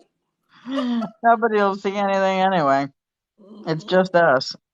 But yeah, it was really interesting to see. Oh my God, I'm breaking the wall. Oh, breaking the law, breaking the law. I'm vaping on the You rebel, you live. Rebel without a clue. rebel with a vape. I've never vaped. I've never had the urge. I quit smoking like 20 something years ago, and I just That's what quit. they suggest. Well, I never was a heavy smoker. I didn't start smoking till I was like 19, 18. I guess I was 18 when I started smoking. Yeah, I started 17 when I was in high school because my boyfriend used to smoke. Yeah, So, see, I didn't like that smell. My dad smoked, and he smoked Winston's, and they had like the mm, worst smell. yeah, But my I mother. smoked. I didn't smoke, and the funny thing about it is I never inhaled. Then I that's not smoked, actually smoking. but by the time I quit smoking, because I will say that after Brad died, I started smoking a lot more. I started smoking more. I don't know why, but I did. Probably nerves, I guess. Mm. But yeah, that was one thing. But at the Cleveland Clinic, they're the ones that suggested that I try vaping because I had quit smoking. I mean, I quit smoking. I never smoked when I was pregnant, and I spent a lot of time pregnant with Mm. with 4 kids. That's true. And I I have spent no time pregnant.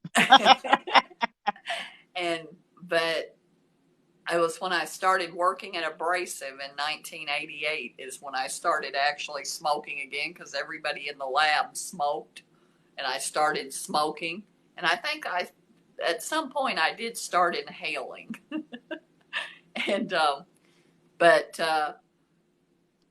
anyway, they suggested and that I try vaping, and at first I'm like, I'm not doing that.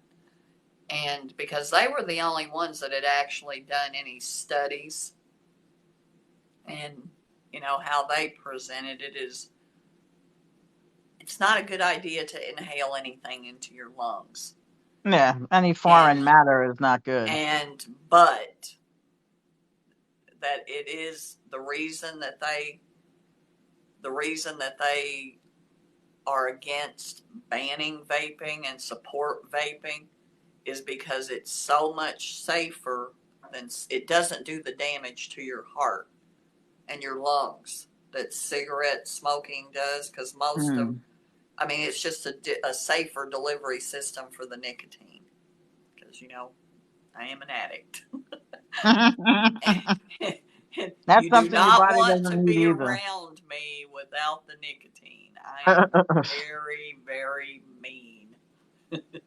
Well, that's what everybody was afraid of when I quit smoking, because I'm already a little bit mean. And then when I quit I'm smoking, already pretty assertive. Well, that assertiveness turns into aggression.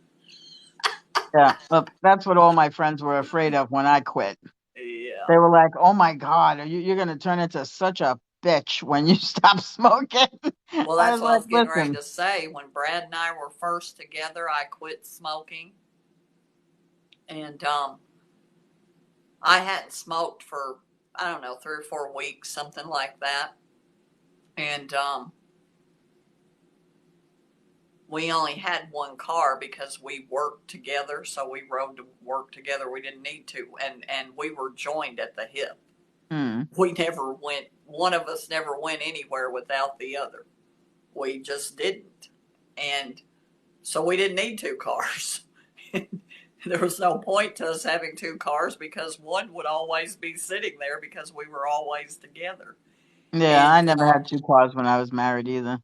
and anyway, I started smoking again, and somebody said, as though that he had some control over what I did, but they said, Brad, why would you let her start smoking again? And he said, well, I'd had a bad day at work is what happened, and we came home that night, and he said, she said if she didn't get a cigarette, she was going to kill somebody, and I was the only one in the house, so I wouldn't got her cigarettes because It I was in his believed her. it was in his best interest. Yeah. Well, the one man that I worked with, the one that the graphic designer, and that I worked with, that I spent a year teaching myself the graphics, and then I worked with him for about close to 3 years, and he taught me. He's the one I learned from. Anyway, our cubicles were divided by one of the big walls because he was a very private person, and he wasn't a fan of them moving me in there with him because he was used to working by himself, and I'm kind of noisy. No. He was kind of quiet. Plus, my wherever I worked was always like Grand Central Station because my friends would all come and hang out. And Plus, they still came to me a lot and asked me questions about, electroplating. And because I had decided to leave that and, go into the marketing and the graphics. And anyway, um, I would, and when I do that, it's, how I am with my TikToks. When I did that and I was working on something, I am wired in and nothing else exists. And so I would forget to go have my cigarette break because I usually had my cigarette break at 9 o'clock, 11:30, and 2:15. I think were the times. Well, I'd be, you know, in my own world, and I would completely forget. I mean, Brad left Zendesk. me alone when I first started building websites. That's a stretch to call it that, but I was putting up websites and creating a website of my artwork. And Brad let me go and didn't interrupt me. And he let it go the first 24 hours. And then he got up the second day and he's like, "Are you kidding me? Now this is ridiculous." Because I'm not kidding. It was almost 48 hours that I hadn't even gotten up out of that chair. And I had no idea that that much time had passed. And he's like, "That's it. That's too much. You can't do that." And anyway, Daryl, the man that I worked with, he would let me go and not pay any attention that I had done that and missed my smoke breaks. And then he would ask me a question and I would snap his head off. And then he would tell you to go smoke. Well, what he started doing, and he said, "I cannot believe that I'm actually encouraging somebody to smoke." He set alarms in the computer, and when he would say, "Gracie, go smoke." It's time to go smoke. He's like, "I can't even believe I'm doing this, but I got to work close to her." Because somebody said, "Daryl, you're telling her to go smoke," and he's like, I'm afraid that I wouldn't survive." He can't deal with you if you don't. Well, he actually thought that I might cause him bodily harm. Go nuts. Be one of those I would. He postal. would say, "Hey, Gracie, where's such and such file?" And I would be like, "I don't know. Go find your own effing file." Then it was time for a cigarette. It's like, oh my God, what's going on? Like the exorcist. We need to call it an exorcist. And I'm like, "No, I haven't had a cigarette." It's like, "God, go smoke." Yeah, I never I really will tell smoked you at that work. nicotine gum actually works really well. I never chewed gum. I always had very bad teeth, so I I never don't like chewed to gum. chew gum either, but I bought that, for the trip to Punta Cana because I knew I didn't want to Mm. be cranky with my little Carter and Peyton and Landon. Yeah, So, and you couldn't bring your vape.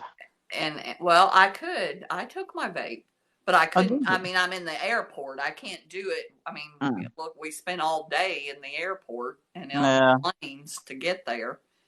And so that nicotine gum really worked. And I know, like, if I'm in a situation like I will be Tuesday, my aunt's funeral is Tuesday. And Mm. so I'll be riding with my cousin and three of my cousins and my Aunt Geraldine. And maybe four of my cousins. We're riding. It's only a 2.5 hour drive. It's in Liberty Township, Ohio. And we may stay overnight at my one cousin's. It depends because her funeral is the visitation is from 10 till noon. Then the funeral's at noon, and the whole cemetery thing, and then the dinner, and it depends because my cousin Debbie my cousin Debbie doesn't like to drive after dark.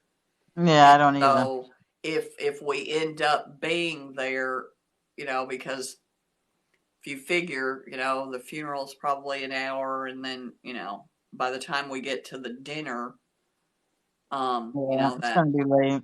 it's probably going to be later, and my cousin Debbie doesn't want, and then we have to drop her sister off because we're going to pick her up on the way.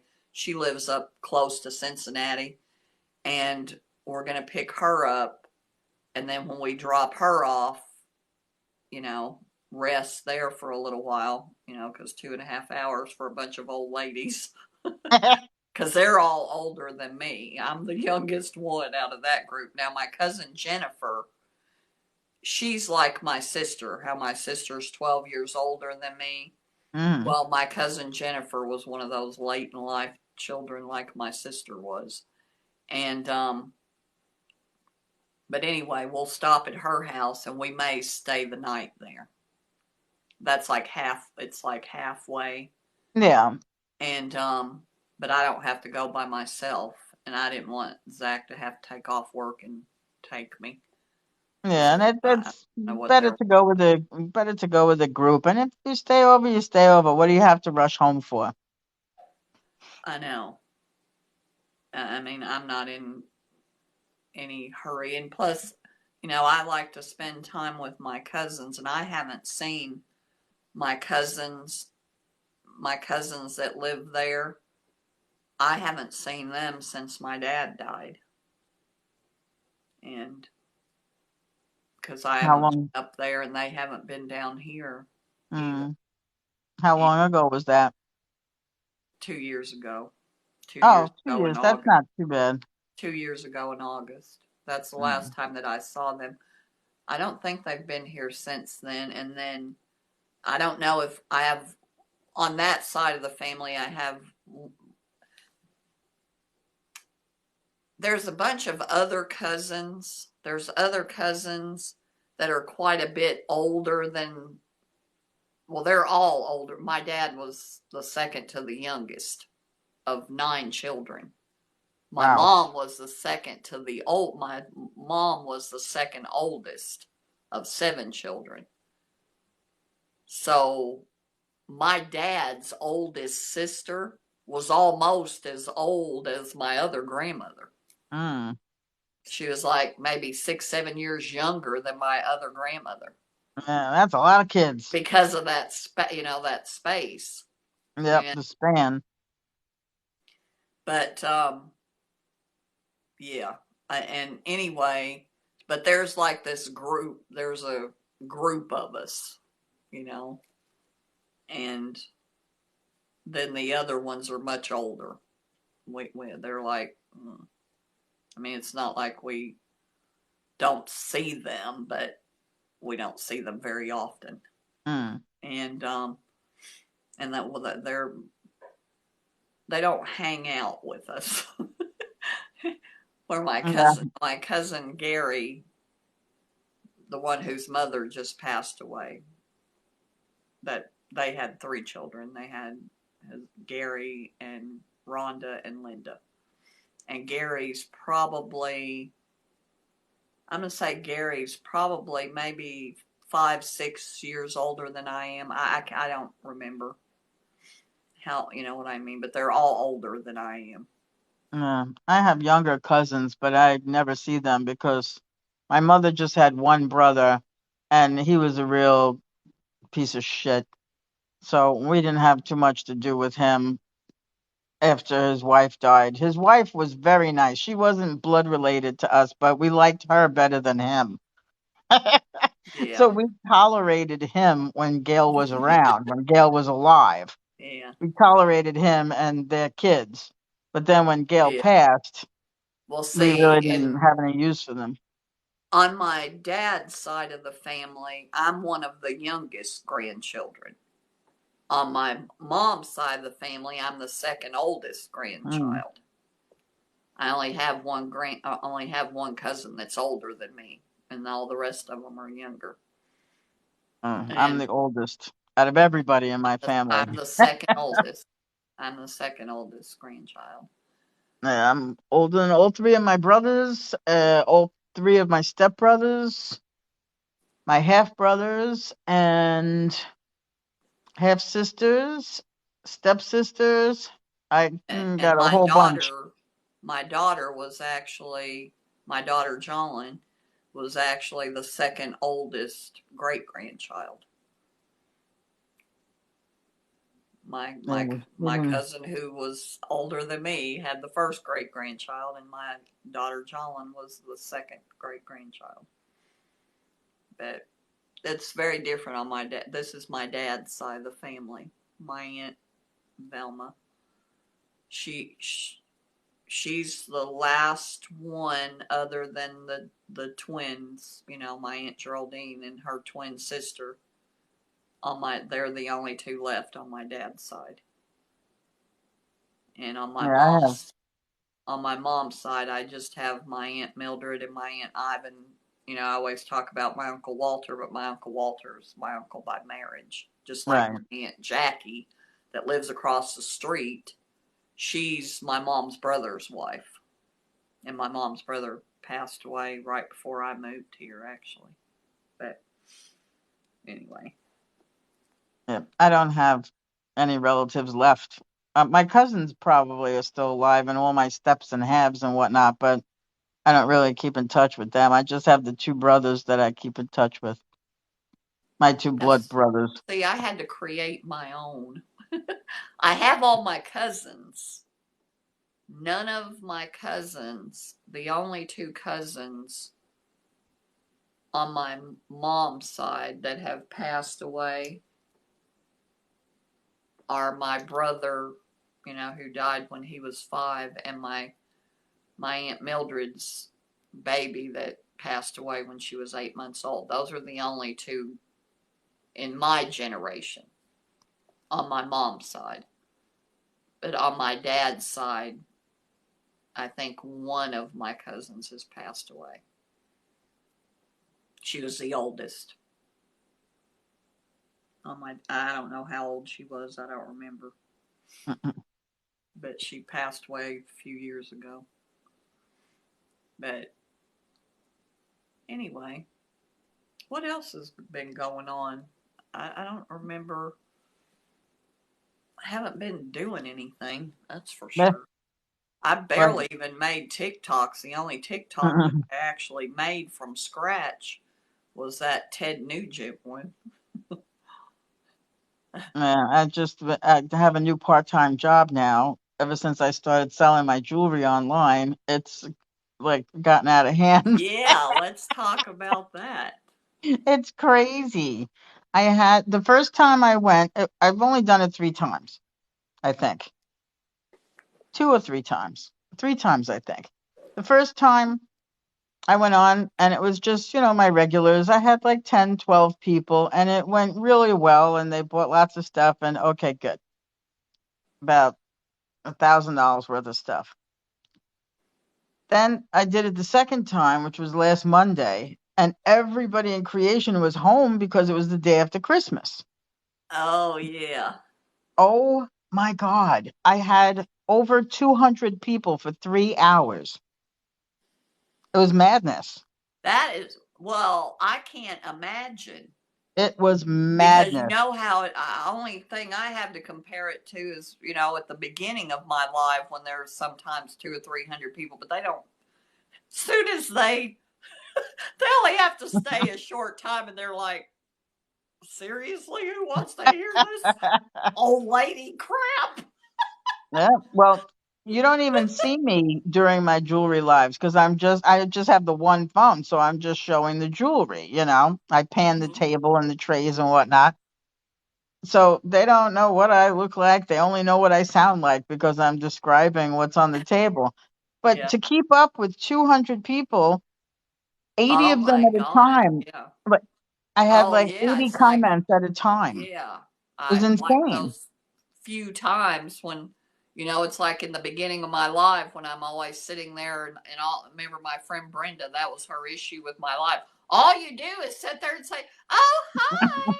Oh, hi. Oh, hi. So and so. Yep. Oh, hi. And you butcher their names and Well, I didn't even know these people because they were all new to me. My regulars came in, saw how busy it was, and logged off because they didn't want vamoosed. any part of that. They didn't want any part of that. But Yeah. luckily, one of my crystal babes, Andrea, she's so sweet. She asked me, "Do you want me to be a moderator?" Now, I never had to have a moderator before. I've been a moderator, but I never had to have one. So I was like, "Yes, please," because I cannot keep up with all these comments. Yes. And a lot of the people ask the same question over and over and over.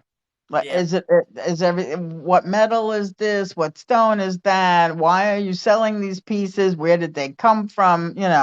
So Yeah. Drea had been in my live for a half an hour already, so she knew all the answers to everything because it's the same questions over and over.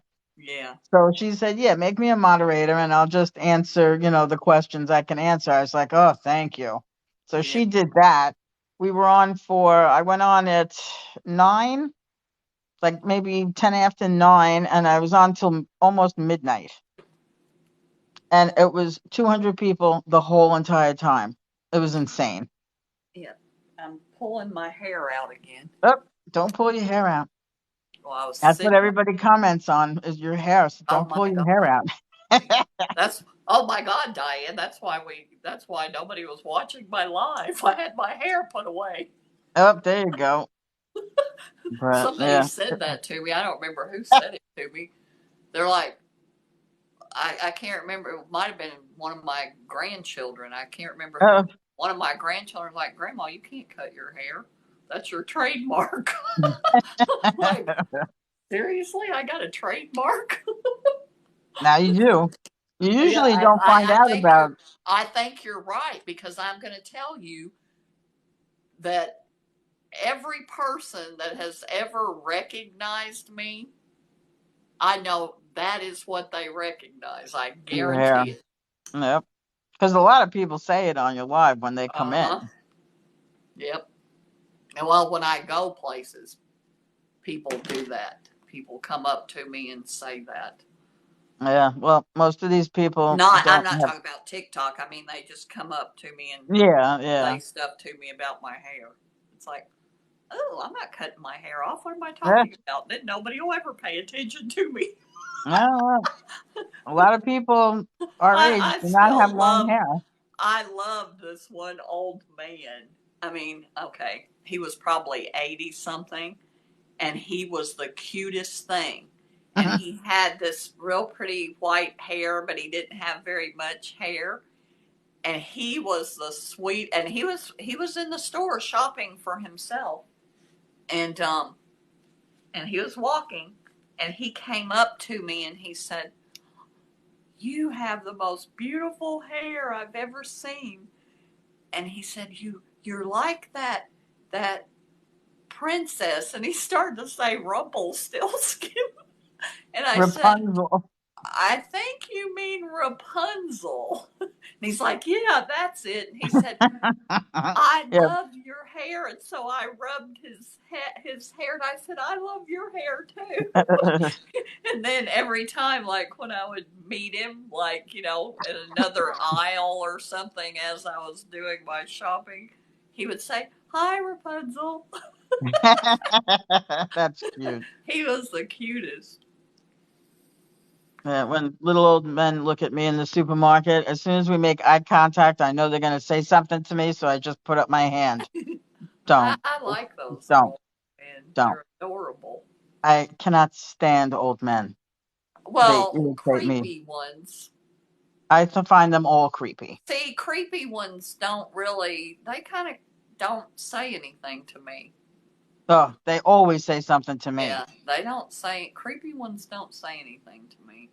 They have that look, and I just know they're going to say something that I'm going to want to punch them for. So Yeah, I just, people don't approach me and say anything off just bad. yeah, You know what I I mean? just look, I just look at them and say, just don't, and I just keep walking, Yeah, and they don't nobody. say I anything. can. There was only two times the whole time I worked at the dealership, and I worked there altogether for 8 years. and God knows how many people that I came Yeah. in contact with in that 8 years. And there were only 2 men that ever said anything, made any kind of, A creepy gesture well, or suggestion. oh, there was this one man though, and I remember it because it only ever happened twice.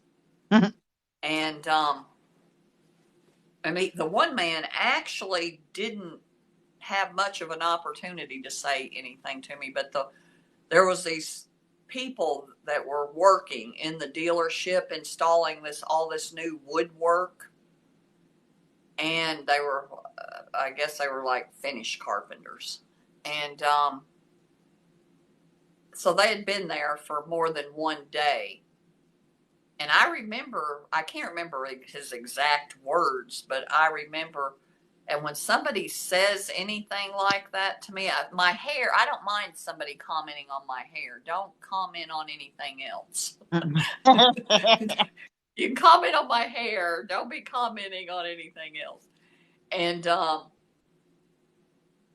I apparently, because I wore suits. I said that many times. I wore navy blue suits every day. Mhm. Well, most of my suits were the suits that came with a pair of trousers and a pair of a skirt, because that way, because I wore skirts sometimes and I wore Mhm. pants. If I knew I was delivering a car, I would always wear pants because I'm going to Yeah. be crawling around in the car. Um, but a lot of time I wore skirt suits a lot. Well, apparently, however many days that man had been there, I had been wearing pantsuits. I'd been wearing the pants with the suits, Mhm. and one day I wore a skirt, and I was walking up the stairs, and this, most people would probably think, boy, you are pretty particular, or I don't know what the word would be, because I guess what he said may not have been that seemed offensive to other people, but it really creeped me out, Mhm. because what I remember, what he said was something about, he knew there was, and whatever I don't know what word he used to describe my legs, but he said I knew there was some whatever legs under those pants. Oh, geez. And doesn't that sound creepy? That is creepy. Yeah. And plus, he was a creepy looking guy anyway. And and what my first thought is when somebody says something like that to me, it's like, how dare you? Who do you think you are? And What there's is always, wrong with if and there's, somebody says something like that to me, because people don't say things like that to me. yeah, and it's always a prelude. They just don't. They never did. Not even when I was young. People do not say things like that to me. And what it makes me think is, what is wrong with you? Who do you think you are? Are you stupid? But I went to John, my sales manager, and I'm like, John, that weird man over there, He's got I, to I don't go. I don't like him. I don't want him around me. And John's like, Gracie, what happened? And he thought the man had like assaulted me or something. Oh, geez. But I mean, they knew how I was. And I there was one young salesman that started working there, and he was being very rude and obnoxious. First of all, he was walking through the dealership. He was a bodybuilder. He was like 22 years old, and I'm actually the one that brought him there. I met him like at the car salesman school, and he was impressive. I met him when he was like 19 years old at, I called it car salesman school. And anyway, because usually our training was through Mercedes-Benz. So that's all you meet are Mercedes-Benz salesmen. But this was this like outside, it was called Joe Verdi. I don't even know who Joe Verdi is. He's some car sales guru guy. And one of our credits that we needed, that you needed as you advance in your certification, is you needed this week of this Joe Verdi training. And so I called it car salesman school. And anyway, I had to go that. And I met him there.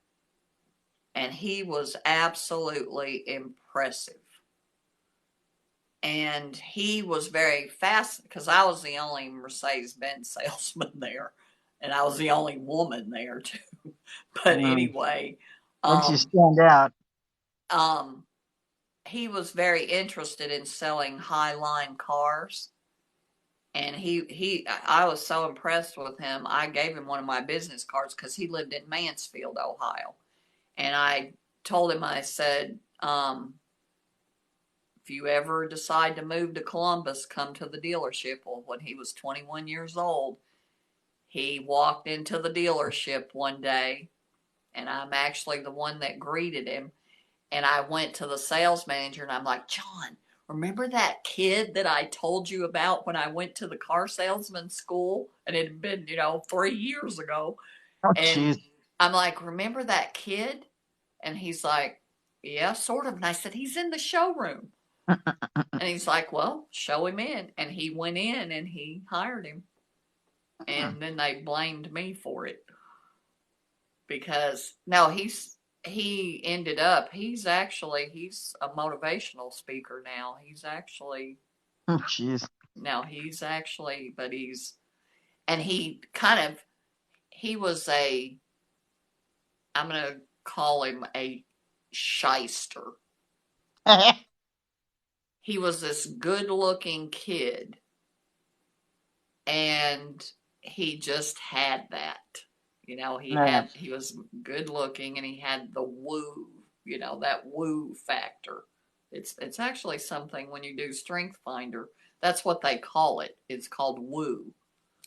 I mean, you could score high in the woo. Well, he had the woo, and he knew it. And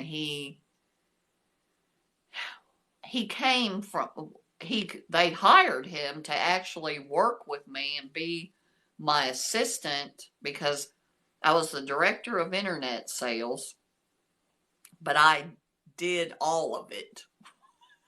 What that meant was I took the pictures. I had put all the cars on all of the, Auto Trader, Cars.com, eBay, all of, that's what I did. I took all the pictures. I posted all those postings. And I took all the phone calls, answered all the emails, and sold the cars. That's what I did. And anyway, so he was going to be my assistant. Well,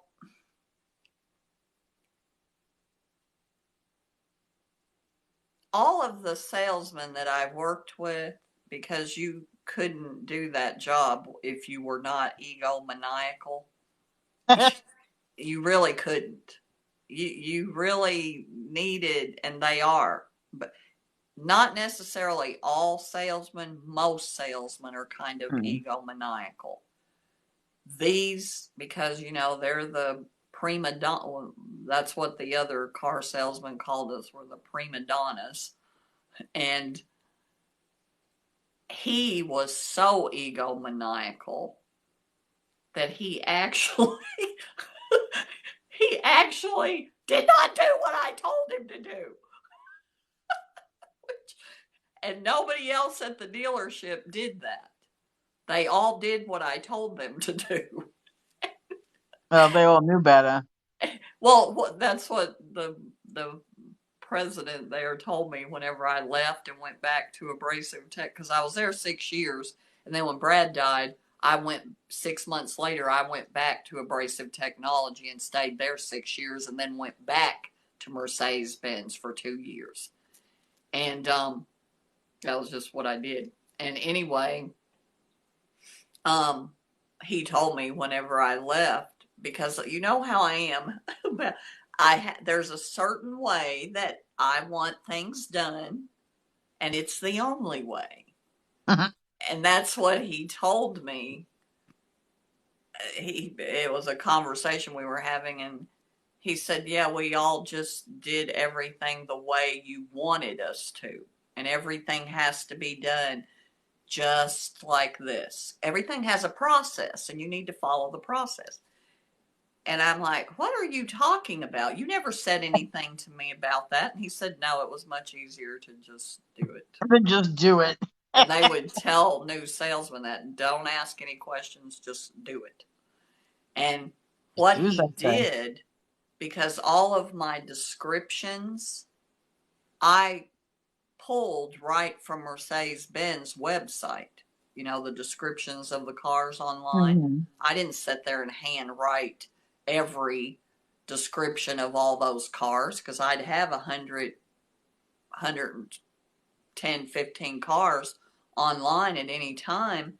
And plus I had to put them across all those platforms.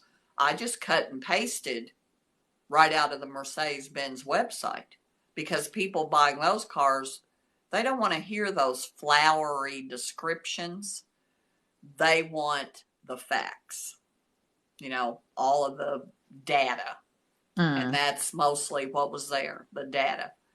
And anyway, he went in to my car descriptions because he had access to that. He went into that and changed all the descriptions to the cars. Jeez. And turned them into these cheesy, I don't know what. And when I saw that, I thought my head was going to explode.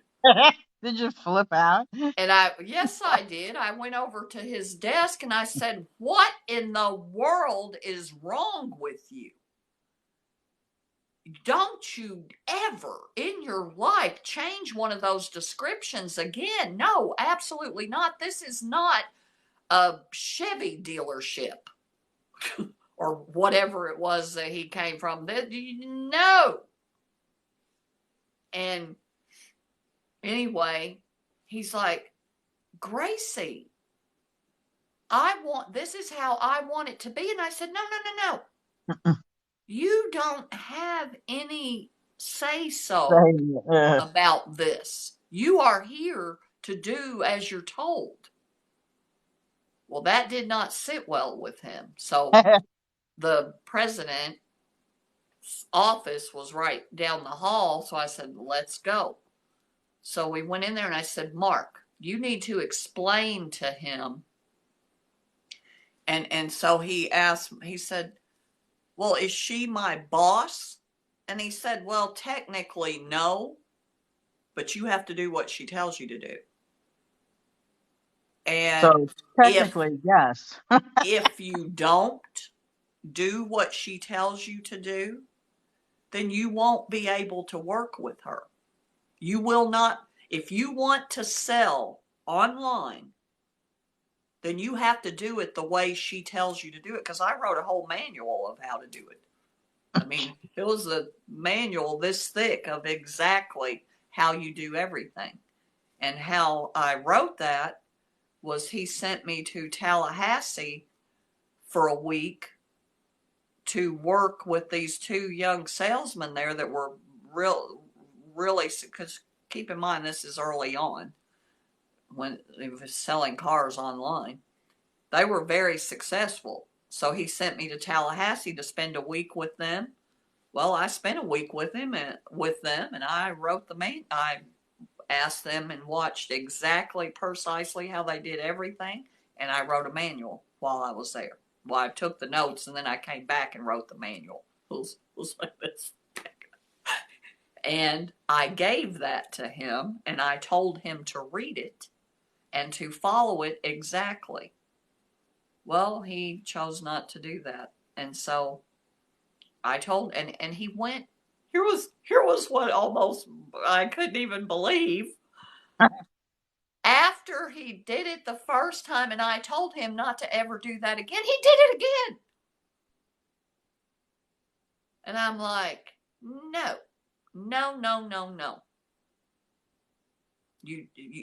I will give you one more chance because 3 strikes. Yeah, bullshit on that. I get. We'll follow 3 strikes. I said, you do that one more time and you're done.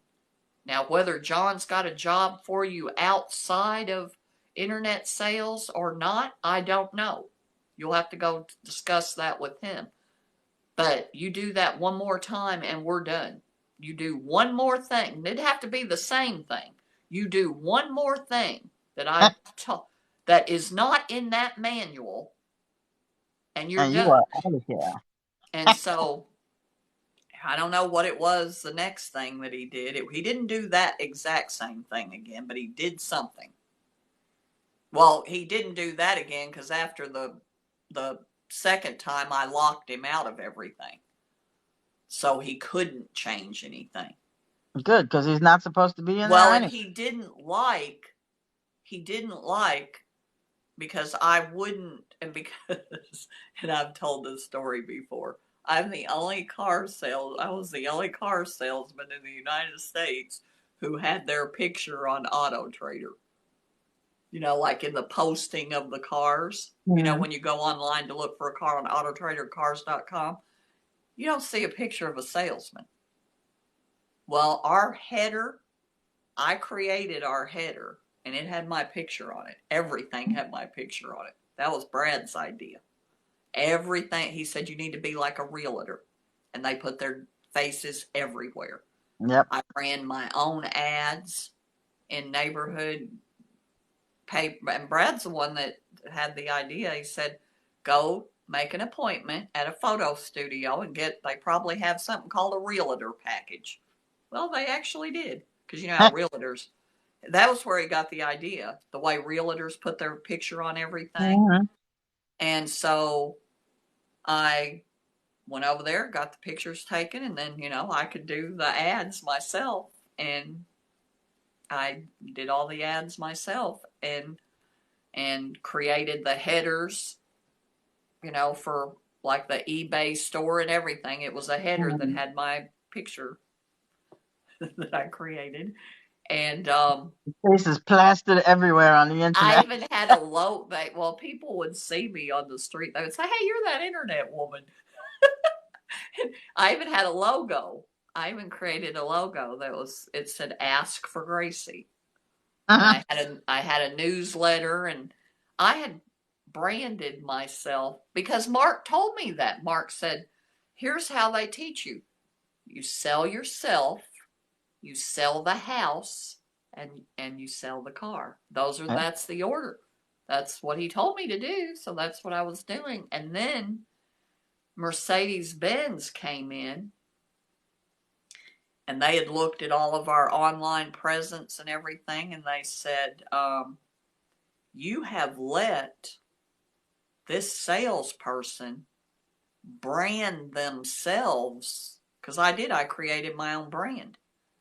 And you have let them brand themselves more than the dealer. It looks like they own a car dealership. Because, that's the only people that do that are the ones that own the dealerships. And so Mark called me into his office. He's like, Gracie, Mercedes-Benz has an issue that you have branded yourself. Everything out there has your picture and your name on it. It's like the dealership doesn't even exist. I'm like, that's not true. It's got the Crown logo, which I created because it was a corporation out of St. Petersburg, Florida. They own dealerships all over the country. Well, I didn't like the logo, so I redesigned the logo, and the man that ran those dealerships liked it better too, so that's what we used.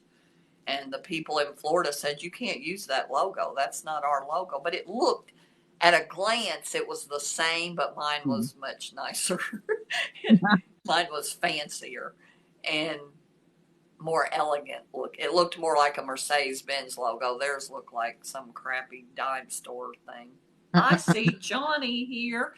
Johnny, you found us. Is that him? I can't tell. I don't know. I can't see him. It sort of looks like his picture. It is. Hi, Johnny.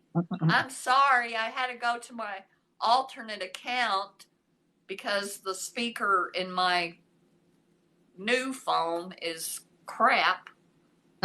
Something happened to it. I think Zach said I wore it out. But anyway, so Diane was going to go live with me, and I couldn't hear her talking, so we had to switch to my live account. Happy New Year. Happy New Year, sweetie. Good to see you. We're the only ones here. So I'm talking about internet sales. But anyway, I'll finish that story real quick. Anyway, he said, Gracie, they said you have to take all of that stuff down. He said, now what he said is, Gracie, they strongly suggested that we take all of that stuff down because you have branded yourself. So what did you tell me? Sell yourself, sell the house. That's what I'm doing. You told me I'm running Gracie Motors. He did. He said that. He said, it's like you're running your own business. That's what our agreement was when I started doing that job. You run it however you want to. I was responsible. I talked to all the vendors, and if I didn't want to do business with them, like Auto Trader, when I told them I wanted the banner to have my picture, and they said, no, we don't do that because salesmen change, and then we have to create more. I said, no, you're not going to be creating the banner. I'll be creating the banner. And if I want to change it, I'll send you the new version. You're not going to be creating anything. Because they usually are the ones that set everything up. No, not on my Auto Trader page. So anyway, Mark said, and they said we can't do that, and I said, well, then we won't be doing business with you because that's my stipulation. If we won't do business with you then. Yeah, I mean, they're not actually doing anything except providing a venue. So what are they Right. complaining about? Now they do make it rain. They do get the traffic to the page. Yeah, well, that's their job. Yeah, right. But that is, I mean, you pay them. It's a crazy amount of money. A couple of $100,000 a month is what they're paid. Wow. Yeah, it's ridiculous. But anyway, that was what I told them. I said, well, then we won't be putting our cars on Auto Trader then.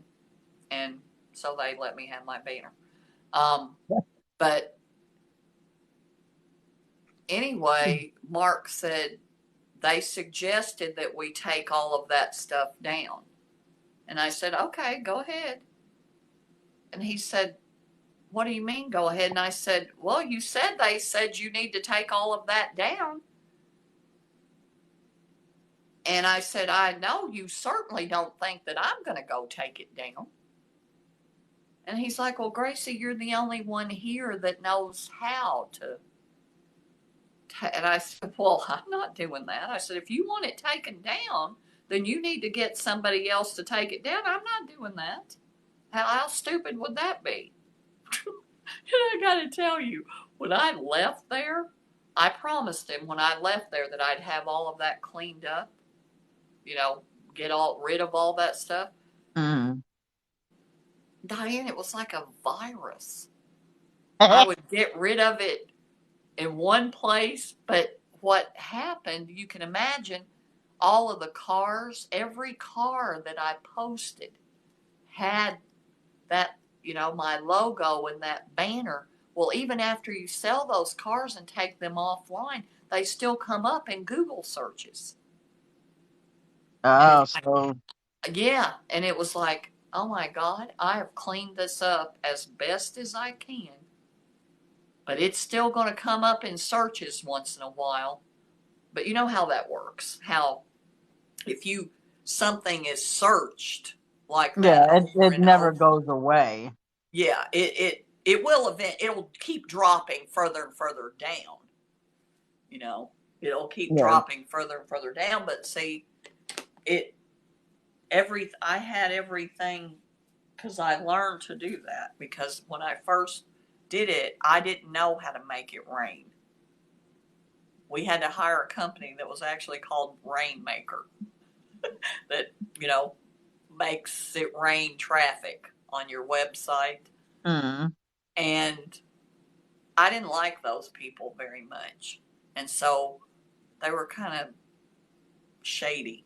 Well, most of the people in car business were shady.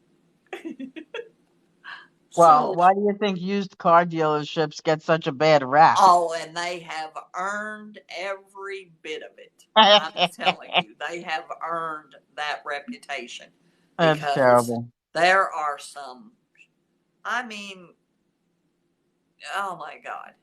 That was a big argument that we had when the new person that ran the dealership he came from Tampa actually. And he I because the man that ran that dealership before, he didn't believe in those car salesman tricks. We weren't allowed to use car lingo, so I never learned any of that stuff. That was not allowed. And this guy came in and he started teaching us to do these things. And I'm like, what it was is he was teaching you to do this is a car salesman trick. I'll tell you a car salesman trick that you can watch for. And Happy New Year. It's 11:30 in New Mexico. Johnny, please tell me that you're not in New Mexico. Where in New Mexico? Why do you not want him to be in New Mexico? No, I'm just saying that would be really funny because of Stan being here tonight.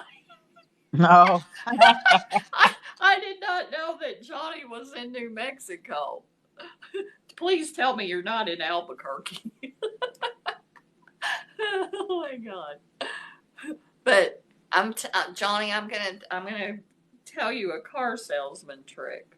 I know it's uh, New Mexico is 2 hours behind us. I do know that. Yep, as is Colorado. That's right. But here's what they do. Diane. It's this trick which I thought was just absolutely ridiculous. That when you go test drive a car and you test drive a car and then you go back to the salesman's desk and then they take out this piece of paper and write stuff, you know. Um, and then you start negotiating on the price and, whatever the price is. And they do this thing where that person, let's say that person says, no, I'm not buying a car today, which is what everybody says. I'm not buying a car today. And I mean, I would always say, well, then why are you at a car dealership? I don't understand why. I've never gone into a car dealership in my life that I wasn't there to buy a car. Well, some people go in just for the fun of driving, a fancy I car that they don't would know never why you drive. would be in a car dealership if you're not buying a car. I assumed if somebody said to me, "Oh, well, we're not buying a car today," and I'm like, "Oh, really?" Because I assumed because you're in a car dealership that's what you came here for. I didn't know it was like a place to visit. Yeah, I know a lot of people that used to go to all the fancy Oh, car I dealerships know that. I know that just to too. drive a car. I know people did that. But anyway, when they say, "Oh, I'm not buying a car today," and then it was this thing about you write down a price. If they're getting ready to leave, and maybe they've negotiated or something, I don't know. But anyway, you say, so what you're telling me is that you would not buy this car today, even if I could sell it to you for this price. And it's like a ridiculously low price that nobody could sell that car for. Let's say you're telling somebody that they can buy a $75,000 car for $50,000. You know what I mean? It's that Yeah. ridiculous. So what you're telling me is if I could sell you this car for $50,000 today, you wouldn't buy it. And they would say no. And I'd say, oh, no, I never did this, but this is what you were supposed to do. Then you're supposed to say, you write down, I will not buy this car today for $50,000. You write that on that paper, and then you have them sign it. And you do that. You're supposed to do that so that you can take that to your sales manager and say, they won't even buy the car if we could sell it to them for this price, which is all BS. Yeah, I would never Anyway, sign that paper. I know. And so anyway, then what happens, and you don't let them take that paper with them. You don't give them that paper. That particular piece of paper is never supposed to get out of your hands, which I ran copies. I would write up stuff on that and run copies of it, give it to people all the time. It's like, why? Who cares? But that was a big no-no. You were not supposed to ever let them out of the dealership with that piece of paper. And I'm like, that's crap. And anyway, because there was only 2 Mercedes dealerships in town, right? So here's what they would do, because, they're going to go to both dealerships. So a lot of people. So what they would do is they would go to the other dealership. They would pick out, the same model of car on their lot, test drive it with the salesman, and then say, oh, well, they told me over there that I could buy it for $50,000 because it's a psychological trick. Yes, it said on that piece of paper, I will not buy this car today for $50,000. The only thing they remember is $50,000. So they go to the other dealership and they say, oh, well, they'll sell it to me over there for $50,000, and they'll say they can't possibly sell you the car for that price. And they're like, oh yeah, they can. I had it. Well, they'll say, well, have you got it in writing? Oh no, they didn't give me that piece of paper, because that dealership knows the trick too. Well, then that Yeah. person gets irate. They get irate and they kind of, and this is what usually would happen. That's the plan. This is the plan. That customer's going to get irate with them. They're going to burn the bridge over there. So then they got no choice but to come back and buy it from us. Then they come back to us and they say, I want to buy that car today. You said I could buy it for $50,000. No, I didn't. That's not what I said. Yes, you did. You even wrote it down. And then you pull out the piece of paper and it says, I will not buy this car today for $50,000. I never said I could sell it to you for $50,000. I just asked you if you would buy it if I could. Yep, That was very the trick. shystery. That was the trick that you were supposed to play. And it's a psychological trick. Well, if you're And dumb enough to fall for it. I don't know, because I never tried it. And I told the new president who was teaching us this, because none of us knew these tricks, and I said, I would never do that in my life. And he's like, what do you mean? And I said, I would never, if that's a condition of my employment, you might as well fire me now. I would never, ever do that. And he's Yeah. like, but Gracie, you're not lying. And I said, not lying? If you intentionally mislead somebody, that is lying. Yep, same as lying to me. It is a lie. If you intend, I said, I will never, ever, ever do that. I said, that's ridiculous. Why would, no. I'm not doing that, and I'm not doing anything that you say. We are now done. And so the next meeting that we had, because I blew a gasket. I walked out of his meeting and I said, I'm not doing any of this. I'm not doing any of this. I'm doing my own thing over here. And he, I wasn't going to do that. I told him, I said, I didn't come here to be a professional liar. Really? I'm not doing that. I'm going to do it the way I've been doing it, and it works just fine. I don't need to do that because Mm. once they come here and I treat them like gold, when they go to that, if they do leave here and go to that other dealership, they're never going to be treated the way I treat them. And they're going to come right back to me. And that always happened. Yep. Always happened. I would rather deal with somebody that's honest with me Yeah. than somebody that's trying There's no to reason fool to me not into just stuff. tell the truth. And I would tell people, like, there would be people, because sometimes the customer starts the games. And I would tell them, like, if they started some game with me, like, oh, well, we don't have a trade in. And I'm like, well, what are you going to do with that car? Is it a lease? Oh, no, but we're going to sell it ourselves. No, they're not. They're going to throw the trade in at the end of the deal and screw everything up. That's what they're going to do. And or they lie to you. They lie a lot. And not everybody. But if somebody started that with me, I'd say, okay, so I see that you like the car salesman games. So you're going to start the car salesman games. And I said, if you want to do it that way and that's how you like to do it, I can probably find somebody. But I will tell you this, that if you once you the games are on, that is a game that you are never going to win because you do this once every what 2 or 3 years. They do it over and over and over Yep. again all day long. You will never win that game. So why Nope. don't we just do it like this? Just do it the honest way. Let's just do it. Let's cut that out and just do it like this. And Yep. they would use, some people would be offended.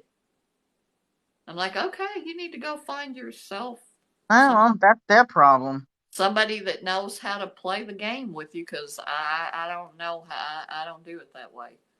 Yep. And but yeah, but what he did, because I blew a gasket about it, I'm like, you're horrible. This is liars. Liars.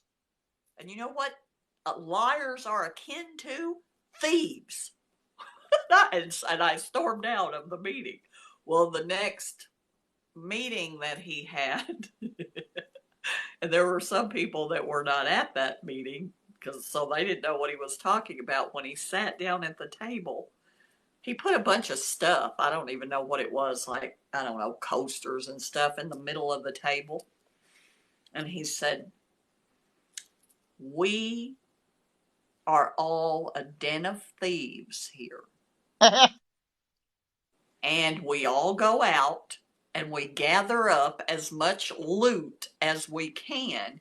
And then we bring it here and we put it in the middle of this table and then we split it up. And I'm sitting there, I'm like, oh, come on now. So he's, and somebody that wasn't in there the week before was like, what are you talking about? And Really? he Are said, you well, losing I'm your just mind? explaining our business model here. This is our business model, according to Gracie. And I'm like, pretty close. That's sounds about right. And but yeah, and he just let me. He just there was no point to tell because like him telling me when because I wouldn't get a cell phone. I said no, I don't need a cell phone. Just because the president of the Sony Corporation, I heard him make the statement because at that time he didn't have a cell phone. And he said, no, because having a cell phone implies that you are always available. And Mm-hmm. I'm not always available. And I told Mark, I said, if the president of the Sony Corporation doesn't need a cell phone, I don't need a cell phone. And I refused to do it. I got sick and tired. I was so sick of seeing people on those phones all the time because that started pretty quickly. Yep. And I said, no, I don't need that.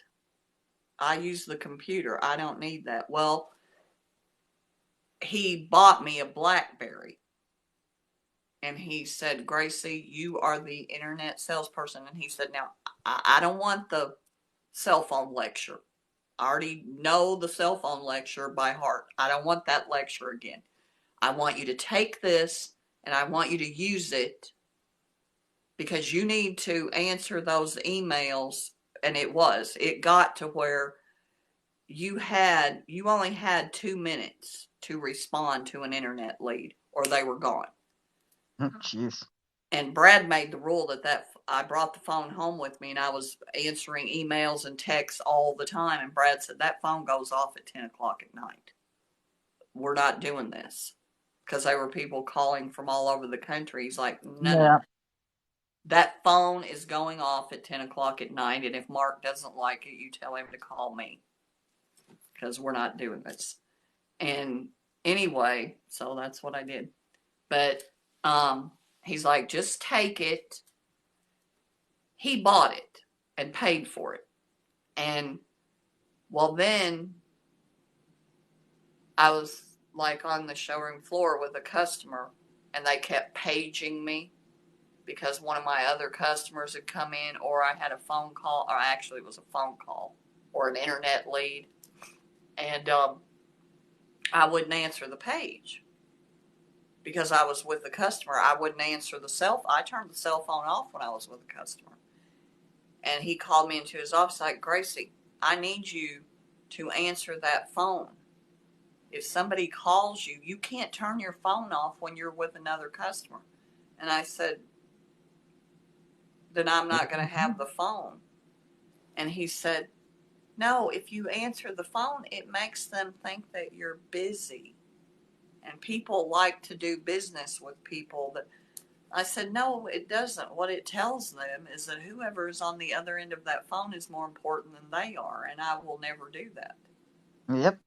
And That's what I I would said, think. do you know that I have actually walked out of a store? I went into Kohl's. I've probably done it more than once, but in Kohl's, I had a whole bunch of whatever I was buying, clothes, I'm sure, and I laid them on the counter. And the girl took a cell phone call, and it was clearly a personal call, and stood there for not very long, because I was gone, chit-chatting with somebody on a personal phone call, and I just picked up my purse and walked out and left the stuff laying right there, and left the cart sitting there. Well, first of all, they're not supposed to be on their phones. Well, at but all. early on, nobody had established these rules. And what was funny about it is because I never would do that. I would never answer the phone or a page if I was with a customer. Never. I never did it. Funny I thing don't even was, answer. I don't even answer my phone when I'm with somebody else. no, if I'm visiting, like if I'm at my Aunt Iva's house and somebody calls me, or if I have company here, I don't answer the phone either. Nope. And I don't ever do that. No, because it's rude. And I don't use call waiting. If somebody calls me while I'm on the phone with somebody else, then I call them when I get off the phone. Yep. And it's rude. Yeah.